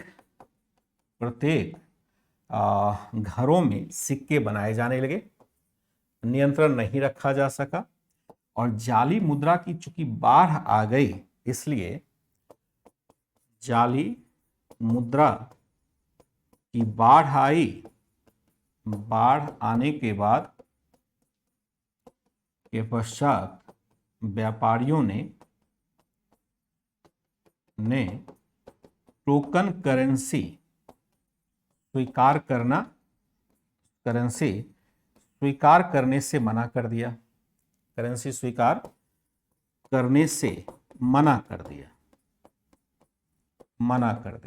कहा कि आप टोकन करेंसी नहीं लेंगे भाई। समझिएगा बात। जो जारी मुद्रा है कि जाली करना था, जाली मुद्रा के प्रचलन पर हमने क्या देखा? एक तरह से अंकुश ही नहीं लगाया जा सका। जाली मुद्रा के प्रचलन पर नियंत्रण नहीं रखा जा सका। जाली मुद्रा की बाढ़ आने के पश्चात व्यापारियों ने टोकन करेंसी लेने से, स्वीकार करने से मना कर दिया। अंततः हम क्या देखते हैं? अंततः यह योजना भी वापस लेनी पड़ी। अब देखिए हुआ क्या, पहले क्या होता था। अभी आप देखिए, अगर आप लोग लिंक कर पाएंगे तभी हो पाएगा।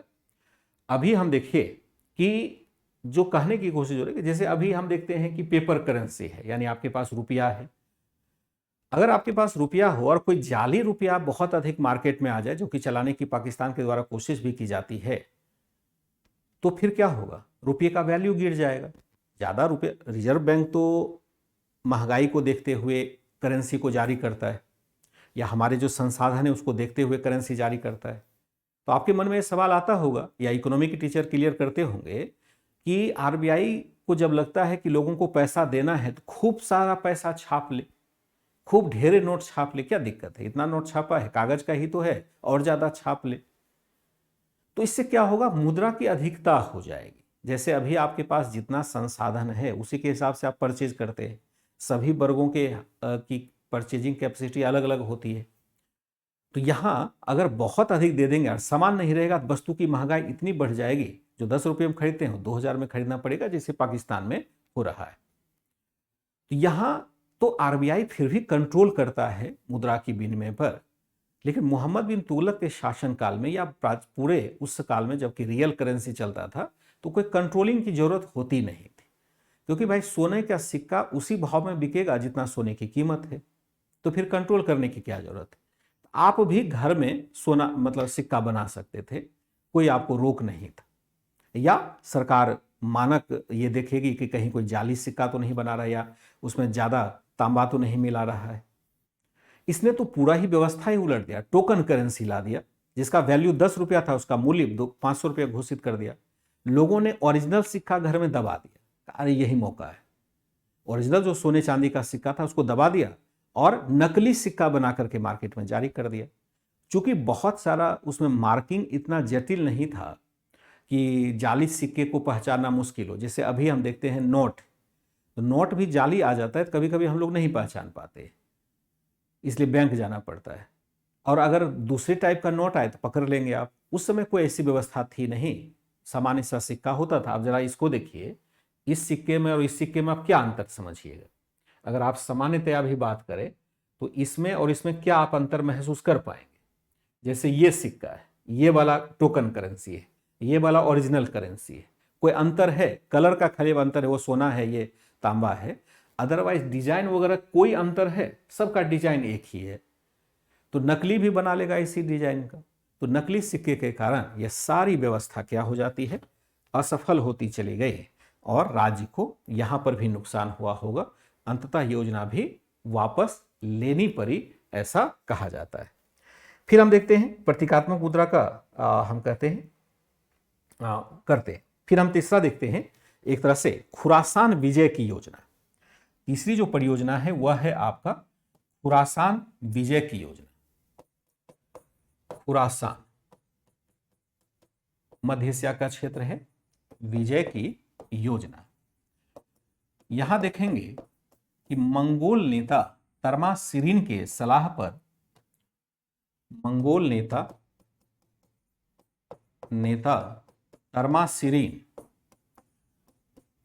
की सलाह पर क्या किया, सलाह पर मोहम्मद बिन तुगलक ने मध्य एशिया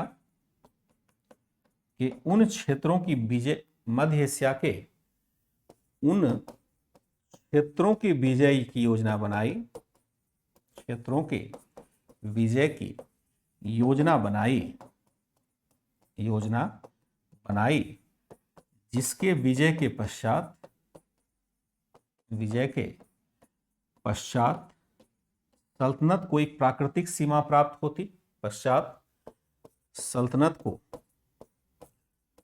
उसकी प्राकृतिक सीमा प्राप्त होती, प्राकृतिक सीमा प्राप्त होती। उस विजय के पश्चात सल्तनत को प्राकृतिक सीमा प्राप्त होती। मंगोल नेता तर्मासरीन की सलाह पर मोहम्मद बिन तुगलक ने मध्य एशिया के उन क्षेत्रों की विजय की योजना बनाई जिसके विजय के पश्चात सल्तनत को उसकी प्राकृतिक सीमा प्राप्त होती, जैसे हिंदू कुश पर्वत से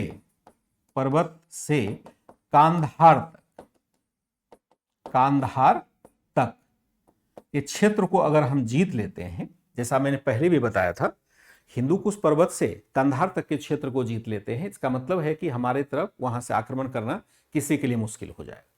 ऐसा इसलिए संभव था क्योंकि मंगोल राज्य का पतन हो गया था, मंगोल साम्राज्य का पतन हो गया था तथा इस क्षेत्र में राजनीतिक शून्यता की स्थिति थी, इस क्षेत्र में राजनीतिक शून्यता की स्थिति थी, राजनीतिक शून्यता की स्थिति थी। क्या उपाय किया गया? यहां उपाय जो किया गया, उपाय मोहम्मद बिन तुगलक ने 3 लाख की सेना, 3 लाख से बड़ी सेना, 3 लाख से अधिक सेना, 3 लाख से अधिक की सेना बनाई तथा उसे साल भर का अग्रिम वेतन दिया।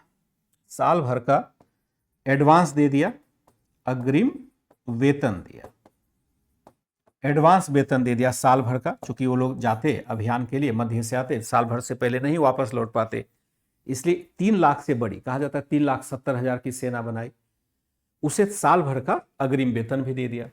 मंगोल नेता तरमाश्रीन की सलाह पर मोहम्मद बिन तुगलक क्या कह रहा है, मध्य एशिया की विजय करना चाह रहा है, जो बहुत ही महत्वाकांक्षी योजना होगी।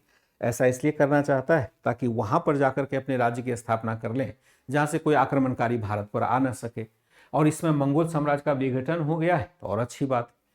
तो फटाफट इसने क्या किया, इसने कहा कि बड़ी सेना बनाते, 3,70,000 की सेना बना दी।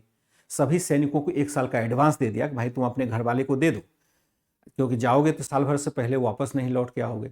लेकिन यह भी योजना विफल हो जाती है। मोहम्मद बिन तुगलक ने 3 लाख से अधिक की सेना बनाई, उसे साल भर का अग्रिम वेतन दिया। हालांकि यह योजना क्या हो जाती, हालांकि इस योजना का क्रियान्वयन नहीं हो पाया, नहीं हो पाया क्योंकि मध्य एशिया में राजनीतिक परिवर्तन हो गया। मध्य एशिया में राजनीतिक परिवर्तन हो जाता है, हो गए। ये क्या होता है, अतः यह योजना भी क्या हो जाती है, यह योजना भी विफल रही। एक योजना और आती है, वह है आपका कराचिल का अभियान। तीसरी जो योजना है वह है कराचिल का अभियान। चौथी योजना होगी ना, कराचिल का अभियान। यह क्या था, एक पहाड़ी राज्य। कराचिल क्या है, एक पहाड़ी राज्य है। कराचिल एक पहाड़ी राज्य था,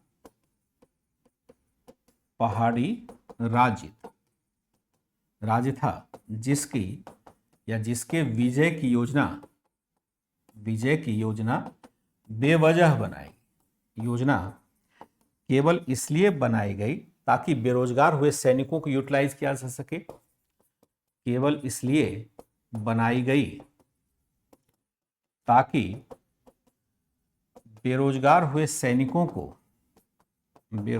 हुए या खाली बैठे सैनिकों को हम यूज कर सकें, ताकि खाली बैठे सैनिकों को काम दिया जा सके,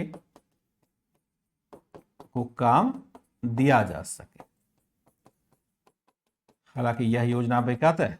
हालांकि उचित क्रियान्वयन के कारण यह योजना भी असफल हुई। उचित क्रियान्वयन नहीं होने के कारण यह योजना भी विफल रही। योजना भी क्या रहती है, विफल रही। उचित क्रियान्वयन नहीं हो पाया। पहाड़ों में हमने अपनी सेना भेज दी, लेकिन पहाड़ों में सेना भेजने का क्या मतलब है, पहाड़ों में सेना भेजने का, अफगानिस्तान पाकिस्तान में है हिंदू कुछ पर्वत है जिसमें हेलमंद है, अफगानिस्तान पाकिस्तान बिल्कुल वही तो है ना, वही तो मैं भी कह रहा। जो प्राकृतिक सीमा होगी हमारी, अगर हिंदू कुश पर्वतमाला से आप कंधार तक लेके चलिए, क्योंकि आज तो मैंने मैप वह नहीं लिया होगा वह वाला, तो वहां से आप समझ सकते थे कि किस योजना की बात कर रहा है। अगर मैं यहाँ से बात करूँ, यहाँ शायद मैप नहीं होगा, यह अगर इसको हम करें तो यहाँ से आप देखेंगे कि ये पाकिस्तान है ना, तो अगर हम अफगानिस्तान को देखें, ये पाकिस्तान है, ये अफगानिस्तान है, अगर हम देखें इस क्षेत्र की विजय की बात कर रहा था, वह विजय की बात कर रहा था ऐसे करके, यहाँ से एक लाइन खींचना चाहता था जीत करके। और उसमें अगर देखें आप तो ये है आपका मोहम्मद बिन तुगलक का क्षेत्र। ये आप एरिया जो देख रहे हैं ये आपका मोहम्मद बिन तुगलक का एरिया है, जहाँ से उसने विजय प्राप्त की थी। जो खाली है वो विजय नहीं प्राप्त कर सका था, बाकी सभी क्षेत्र उसने विजय प्राप्त किया। या ये जो क्षेत्र है वो पहले ही विजय प्राप्त किया जा चुका था, जैसे नागौर वगैरह को हम देखते हैं पहले ही जीता गया था। यहां तक मोहम्मद बिन तुगलक ने अपने शासन व्यवस्था की स्थापना की, यानी बहुत दूर तक। आप देखिए यहां एक छत्र राज्य यह बना लेता है। इतना बड़ा सल्तनत काल में किसी ने अपने क्षेत्र का विस्तार नहीं किया था जितना कि मोहम्मद बिन तुगलक ने किया था। बड़ा क्षेत्रफल है। क्या देखते हैं, यह नहीं होने के कारण यह योजना विफल रही। हमने क्या कर लिया, बैठे बिठाए संकट मोल लिया। जो 3,70,000 की सेना थी वो खाली था, 1 साल का वेतन दिया जा चुका है, तब सेना खाली रहेगा तो उत्पात मचाएगा। तो कहा चलो इसको इन्वॉल्व करते हैं, एक बड़ी सेना लेकर के कराची, जो पंजाब हिमाचल प्रदेश जो कांगड़ा का क्षेत्र है वहां पर लेकर के चल दिया। अब पहाड़ी एरिया में अगर आपको जानकारी नहीं है तो आप आगे एक लाइन भी नहीं बढ़ पाएंगे। तो जो उसके पथ प्रदर्शक था ना, जिसने कहा था चलिए हम आपको ले जाएंगे राज्य तक, वो ले तो गया लेकिन पहाड़ों के बीच में जाके भटका दिया। आप लोग पहाड़ों के बीच में अगर नहीं गए होंगे तो पहाड़ों की जटिलता नहीं समझते होंगे।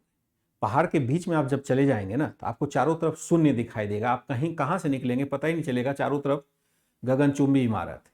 वहाँ कुछ पासेस है, अब तो खैर हाईवे बन गया है तो चलो आप खोज लिया जाएगा आपको, लेकिन पहले तो अगर पहाड़ों में फंस गए तो आप चढ़ते उतरते रहिए, पहाड़ पर मिलेगा ही नहीं, रास्ता ही नहीं मिलेगा आपको, दिशा का ही पता नहीं चलेगा। वही हुआ मोहम्मद बिन तुगलक की सेना के साथ। इसको लेके गया कि चलिए मैं आपको राज्य दिखाता हूँ, चला भी गया, जीत भी लिया, सोचा थोड़ा और चले जाते हैं। जैसे आगे बढ़ा वैसे पहाड़ों में खो गया, इसका सेना ही खो गया। और उसके बाद पहाड़ी लोगों ने पहाड़ से पत्थर मार मार के सबको मार ही डाला, पूरी सेना नष्ट हो गई, केवल 10 आदमी वापस लौट के आ पाए। तो समझिए कितना बुरा इसका क्रियान्वयन होता है। चौथा, यह भी अंत हो जाता है। फिर एक योजना जो इसकी सबसे बुरी तरह से पिटती है, बुरी तरह से पिटती है, वह था आपका 5वीं जो योजना थी। यह योजना सबसे बुरी तरह से पिटती है, वह पिटती है आपका दोआब में कर। दोआब क्षेत्र में क्या करना था, कृषि सुधार। क्या किया गया, प्रक्रिया क्या रही, तो प्रक्रिया रही कि दोआब क्षेत्र में, दोआब समझ रहे हैं ना, गंगा यमुना दोआब, प्रक्रिया क्या रही कि दोआब के एक निश्चित उपजाऊ भूमि पर, दोआब के एक निश्चित उपजाऊ भूमि पर इसने क्या किया, उपजाऊ भूमि पर प्रगतिशील कृषि की शुरुआत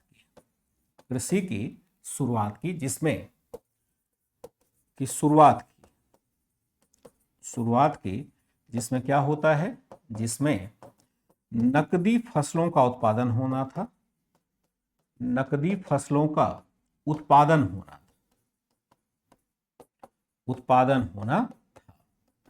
जिसमें हम क्या देखते हैं, नकदी फसलों का उत्पादन होना था।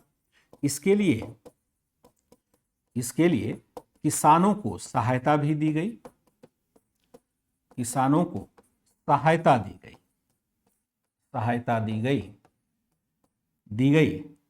दी गई। हालांकि क्या होता है, हालांकि कई कारणों से यह योजना भी असफल होती है। कई कारणों से यह योजना क्या होती है, यह योजना असफल रही। जैसे उदाहरण ले सकते हैं, इसी समय हम क्या देखते हैं, इसी समय दोआब में अकाल पड़ गया। फिर देखते हैं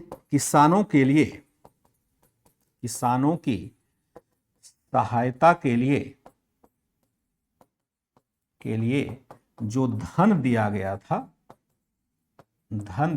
था उसका अधिकारियों ने भ्रष्टाचार कर लिया। अधिकारियों ने क्या कर लिया, भ्रष्टाचार कर लिया। अधिकारियों ने इसका भ्रष्टाचार कर लिया। दोआब क्षेत्र में एक निश्चित उपजाऊ भूमि पर प्रगतिशील कृषि की शुरुआत की, जिसमें नकदी फसलों का उत्पादन होना था। इसके लिए किसानों को सहायता दी गई। हालांकि कई कारणों से यह योजना असफल रही। क्या कारण है, इसी समय दोआब में अकाल पड़ गया। किसानों की सहायता के लिए जो धन दिया गया था उसका अधिकारियों ने भ्रष्टाचार कर लिया। इसके बदले जो कर बढ़ाया गया था वह किसान नहीं दे पाया। अब देखिए क्या होता है कि यहाँ इसने कहा कि हम नकदी फसल का एक 60 वर्ग एकड़ का उसने भूमि निर्धारित किया कि यहाँ पर हम प्रगतिशील खेती करेंगे, जहाँ गेहूं होता है वहाँ गन्ने की खेती करेंगे, मतलब इस तरह से क्रॉप रोटेशन करेंगे ताकि अधिक उत्पादन लिया जा सके। बहुत अच्छी योजना थी। या तो वर्तमान में हम लोग सोच पा रहे हैं, उसमें मोहम्मद बिन तुगलक ने पहले सोच लिया था। बहुत अच्छी योजना थी। उपजाऊ भूमि को चुन भी लिया गया और किसानों को कहा गया कि आप खेती करिए, आपको हम अग्रिम धन देते हैं, आपको भी फायदा होगा, मुझे भी फायदा होगा। लेकिन मोहम्मद बिन तुगलक तो योजना बना रहा है, क्रियान्वयन तो अधिकारी करेगा। तो जिस काल में यह योजना क्रियान्वित होनी थी उसी समय अकाल पड़ गया।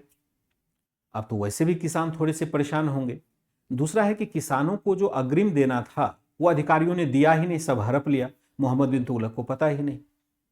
अब क्या करे बेचारा वो, तो उसको बिल्कुल पता नहीं। वो अधिकारियों को पूछता था, हाँ जी बढ़िया हो रहा है, क्रियान्वयन हो रहा है? कहा हाँ सर बहुत बढ़िया हो रहा है, जबकि हो कुछ नहीं रहा था। तो मोहम्मद बिन तुगलक ने कहा कि जब इतना अच्छा योजना मेरा है ही, चल ही रहा है सब कुछ, क्योंकि जैसे वो अधिकारियों से पूछे कि सब कुछ बढ़िया है, कहा हाँ सर बहुत बढ़िया है। कहा कि जब इतना अच्छा उत्पादन हो रहा है तो टैक्स भी बढ़ा देते हैं। 50% टैक्स कर दिया। नकदी फसल पर टैक्स वैसे भी ज़्यादा होता है, जबकि किसान तो यहाँ भूखों मर रहा था, मोहम्मद बिन तुगलक को पता ही नहीं। तो किसानों ने भारी विद्रोह कर दिया और एक तरह से भारी अशांति यहाँ पर फैल जाती है। हमने क्या देखा, हालांकि कई कारणों से यह योजना असफल रहती है। इसी समय द्वाब में अकाल पड़ा। किसानों की सहायता के लिए जो धन दिया गया उसका अधिकारियों ने भ्रष्टाचार कर लिया। फिर हम क्या देखते हैं कि इसी समय गलत रिपोर्ट के आधार पर इस क्षेत्र में भूराजस्व की दर बढ़ा दी गई।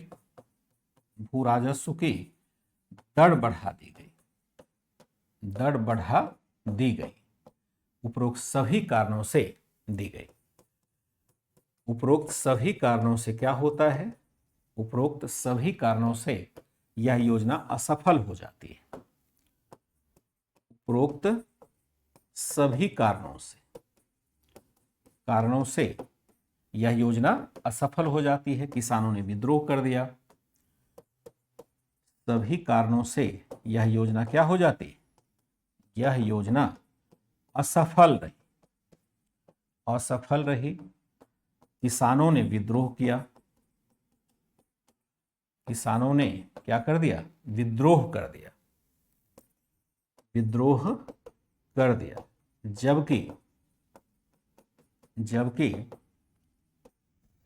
जबकि मोहम्मद बिन तुगलक ने क्या किया? तुगलक ने किसानों को सोनधर नामक उचित मूल्य पर ऋण दिया था। सोनधर नामक ऋण का वितरण भी किया था। सोनधर नामक ऋण का वितरण भी किया था। उपरोक्त सभी कारणों से यह योजना असफल हो जाती है। किसानों ने विद्रोह कर दिया। मोहम्मद बिन तुगलक ने किसानों को सोनधर नामक ऋण का वितरण भी किया था। हुआ क्या? मोहम्मद बिन तुगलक ने कहा, हाँ जी साहब क्या चल रहा है वहां पर? कहा बहुत बढ़िया चल रहा है सर, वहां तो एकदम कृषि लहलहा रही है, जबकि कृषि वहां सूखा पड़ा था। मोहम्मद बिन तुगलक ने कहा जब इतना उत्पादन हो रहा है थोड़ा टैक्स बढ़ा दो। कहाँ सर बढ़ा दीजिए, कोई दिक्कत नहीं है, क्योंकि उसके सामने डर से कोई बोलता नहीं था। किसानों को कहा कि नहीं अब आपको डबल टैक्स देना पड़ेगा। किसान को तो सिंगल टैक्स देना भी मुश्किल है, तो किसान डबल टैक्स कहाँ से देंगे?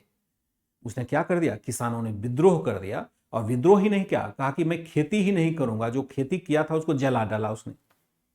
अपने जानवरों को जंगलों में भगा दिया। कहा ना जानवर रहेगा ना मैं खेती करूंगा, मैं भी नहीं रहूंगा। गांव छोड़ करके वो सब जंगल भाग गए कि व्यापक दमन होगा। जो खेती किया था सब में आग लगा दिया। जब उसे कुछ मिलना ही नहीं है तो आग लगा दिया। जब मोहम्मद बिन तुगलक के सामने ये समस्या पहुंची कि किसान तो ऐसे ऐसे कर रहे हैं, कहा ये तो बड़ा गलत है भाई, मुझसे आपने पैसा लिया है। उसको क्या पता कि पैसा किसानों के पास गया ही नहीं, इसलिए डायरेक्ट बेनिफिट ट्रांसफर स्कीम चलाया गया। अब जा करके जो किसानों को पैसा दिया था सब अधिकारियों ने हड़प लिया था। उसको क्या पता? उसने कहा कि मैंने किसानों को इतना पैसा दिया, इतनी सुविधा मैंने दी, और किसान मेरे खिलाफ विद्रोह कर रहा है, दमन करो उसका। गांव के गांव जलाए जाने लगे। लेकिन भला इसमें किसानों का क्या दोष है? इसलिए राजा को हमेशा जागरूक होना चाहिए। राजा जागरूक नहीं होगा तो यही स्थिति होगी। कुल मिला के यह योजना भी इसकी विफल हो जाती है तो मोहम्मद बिन तुगलक का ये दुर्भाग्य नहीं था, मोहम्मद बिन तुगलक उचित क्रियान्वयन नहीं कर पाया, इसकी वजह से यह समस्या होती है। उचित क्रियान्वयन नहीं कर पाया, इसकी वजह से हम क्या देखते हैं, वह करता है। ठीक है, एक जो और भी होता है वह होता है चौथा, अमीरों का विद्रोह। अमीरों का विद्रोह, अमीरों का विद्रोह। यहां हम इसके तहत देख सकते हैं कि अमीरों को, चूंकि मोहम्मद बिन तुगलक ने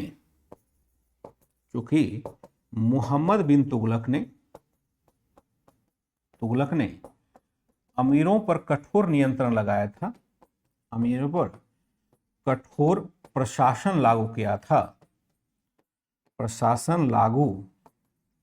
था, अतः इस वर्ग ने भी विद्रोह कर दिया। इस वर्ग ने भी समय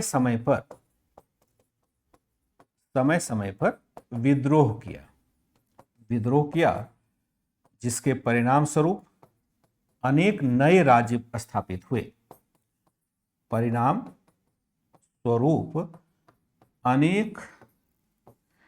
अनेक नए राज्य स्थापित हुए, जिनमें विजयनगर और बहमनी प्रमुख था। राज्य स्थापित हुए जिनमें क्या था, जिनमें विजयनगर और बहमनी प्रमुख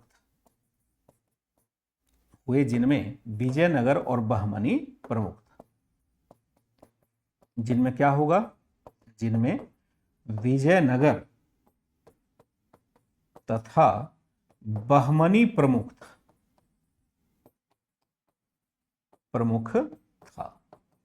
इस तरह से हम देखते हैं मोहम्मद बिन तुगलक का कार्यकाल था तो बड़ा बढ़िया, लेकिन दिक्कत क्या है, अमीर मतलब अधिकारियों का विद्रोह। अमीर का मतलब ही अधिकारी होता है। अमीर मतलब क्या होता है, अधिकारी होता है। वनडे एग्जाम की तैयारी में सब कुछ उल्टा पुल्टा इधर, अच्छा हाँ, भ्रष्ट थे बहुत। देखिए होता क्या है, किस्मत नहीं रूठी है भैया, इसकी किस्मत उस्मत नहीं रूठी है, क्रियान्वयन का अभाव है। अच्छा व्यक्तित्व बनने के लिए मैं यही कहता हूं ना, इसलिए मैं आपको कहता हूं कि धैर्य का सहारा लीजिए। जब काम कीजिए तो काम ऐसे करें ताकि वो पूर्णता की तरफ जाए। मतलब जो काम हमने हाथ में लिया वह काम 100% पूरा होना चाहिए, कभी उसमें कोताही नहीं होना चाहिए। जैसे आपका काम है अभी पढ़ाई करना, तो पढ़ाई करने में कोताही नहीं। मेरा काम पढ़ाई कराना है, यानी मैं आपकी सहायता पढ़ने में करता हूं, चाहे क्लास के रूप में चाहे अन्य रूप में। उसमें मुझे देखा है कोताही करते हुए। आप कुछ भी कहते हैं मेरा ज़्यादा हो रहा है, कम हो रहा है, मेरे ऊपर कोई इसका असर ही नहीं पड़ता है। मैं रियल टाइम में काम करना पसंद करता हूँ। आप कॉपी भेजते हैं, मैं रियल टाइम में चेक करता हूँ। क्लास में आपने देखा होगा, अगर कोई टेक्निकल ग्लिच ना आए तो मैं समय से क्लास में आता हूँ। बेवजह क्लास बंद नहीं होती। क्यों? क्योंकि ये मेरा प्रोफेशन है। इस प्रोफेशन के साथ मैं नाइंसाफ़ी नहीं कर सकता। आपका प्रोफेशन क्या है? पढ़ाई करना। तो आप उसके साथ नाइंसाफ़ी नहीं कर सकते। अभी तक आपने कर दिया है।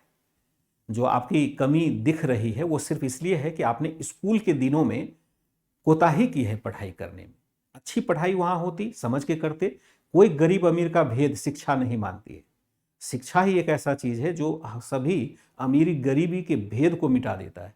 रिक्शा चालक का बच्चा भी आईएएस बन जाता है और अंबानी का बेटा भी नहीं बनेगा आईएएस। तो शिक्षा से हम सब कुछ बदल सकते हैं। अपना काम ईमानदारी से करें, यह ध्यान रखें। मोहम्मद बिन तुगलक यही नहीं कर सका। होशियार तो था, लेकिन वह क्रियान्वयन उसका बहुत बुरा रहा, जिसकी वजह से सारी समस्या उसके जीवन में आती चली गई। तो व्यक्तित्व तो हमारा क्या होना चाहिए? मधुर होना चाहिए, अच्छा होना चाहिए। काम करें, ठोस ढंग से करें। तो आज इस उपदेश के साथ हम लोग क्लास को बंद करेंगे। कल आते हैं, थोड़ा फिरोज शाह तुगलक पर 1-2 दिन का समय लगेगा। फिर ये चैप्टर, आज थोड़ा 1 घंटे का एक्स्ट्रा समय मिल गया तो अच्छा रहा। फिर होगा तो सैटरडे को भी थोड़ी लंबी क्लास ले लेंगे, अगर दूसरी क्लास नहीं रही तो। इस तरह से मौका निकालते हैं। जैसे ही इकोनॉमी खत्म होगा, रोज 2 घंटे की क्लास लेकर के सिलेबस को जल्दी खत्म कर देंगे। सिलेबस को खत्म करने की हड़बड़ी में मत पड़िए, क्योंकि यह आपके लिए गोल्डन चांस है कि एक बार आप बेस बना लीजिए, उसके बाद फिर एडवांस लेवल पर जितना मैंने पढ़ा है इससे कहीं एडवांस पर पढ़ना हमें बाकी है, लेकिन बेस तो हमें यही बनाना पड़ेगा। यहाँ समझ गए तो वहाँ समझने में उतना समय आपको कम लग जाएगा। इसलिए हड़बड़ाइए नहीं कि कोर्स कब खत्म होगा। अरे कब खत्म होगा, मुझे कैसे पता चलेगा कि कैसे खत्म होगा? आपको पता है कि 3 चीज हमें पढ़ना है कम से कम, एंशियंट पढ़ना है, मेडिवल पढ़ना है, मॉडर्न पढ़ना है। एंशियंट खत्म हो गया, मेडिवल चल रहा है, मॉडर्न खत्म होना बाकी है। अब मान के चलिए उतना ही समय लगेगा, 2-3 महीने का और समय लग सकता है। ठीक है बच्चे, उन्होंने भ्रष्टाचार कैसे किया? कठोर नियंत्रण, अरे भ्रष्टाचार के लिए देखिए, कठोर नियंत्रण करने से भ्रष्टाचार रुक जाएगा ये कहना बड़ा मुश्किल है। कठोर नियंत्रण का तो अपने हिसाब से उसने सब उपाय कर लिए, लेकिन मानेगा लोग तब ना, उस पर मॉनिटरिंग सिस्टम आप डेवलप कर पाएंगे तब ना। जैसे कि अलाउद्दीन खिलजी के समय देखिए, उसने ऐसा उपाय निकाला, ऐसा स्पाइस सिस्टम यानी गुप्तचरी व्यवस्था ऐसा उसने बनाया कि कोई अमीर अपने घर में सुल्तान की बुराई नहीं कर सकता था, इतना कठोर नियंत्रण किया। दूसरा है कि उसने उतने ही दूर तक राज्य का विस्तार किया जितना कि करना चाहिए।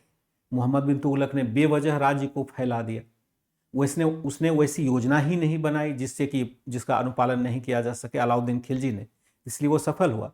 अब देखिए अलाउद्दीन खिलजी भी दक्षिण भारत तक जाता है ना विजय करते हुए, लेकिन उसने वहां प्रत्यक्ष शासन स्थापित किया, उसको पता था कि ये समस्या आने वाली है, तो उसने लागू ही नहीं किया।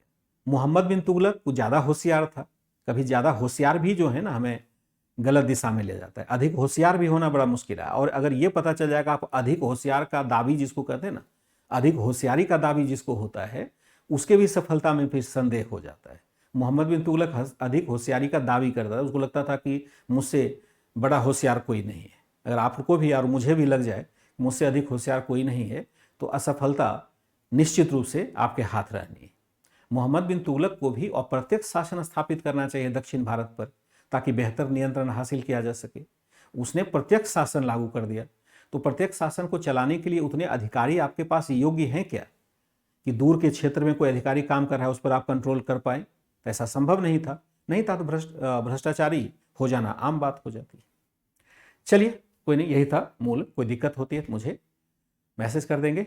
इजाज़त दीजिए आज के लिए, बाय एंड टेक केयर।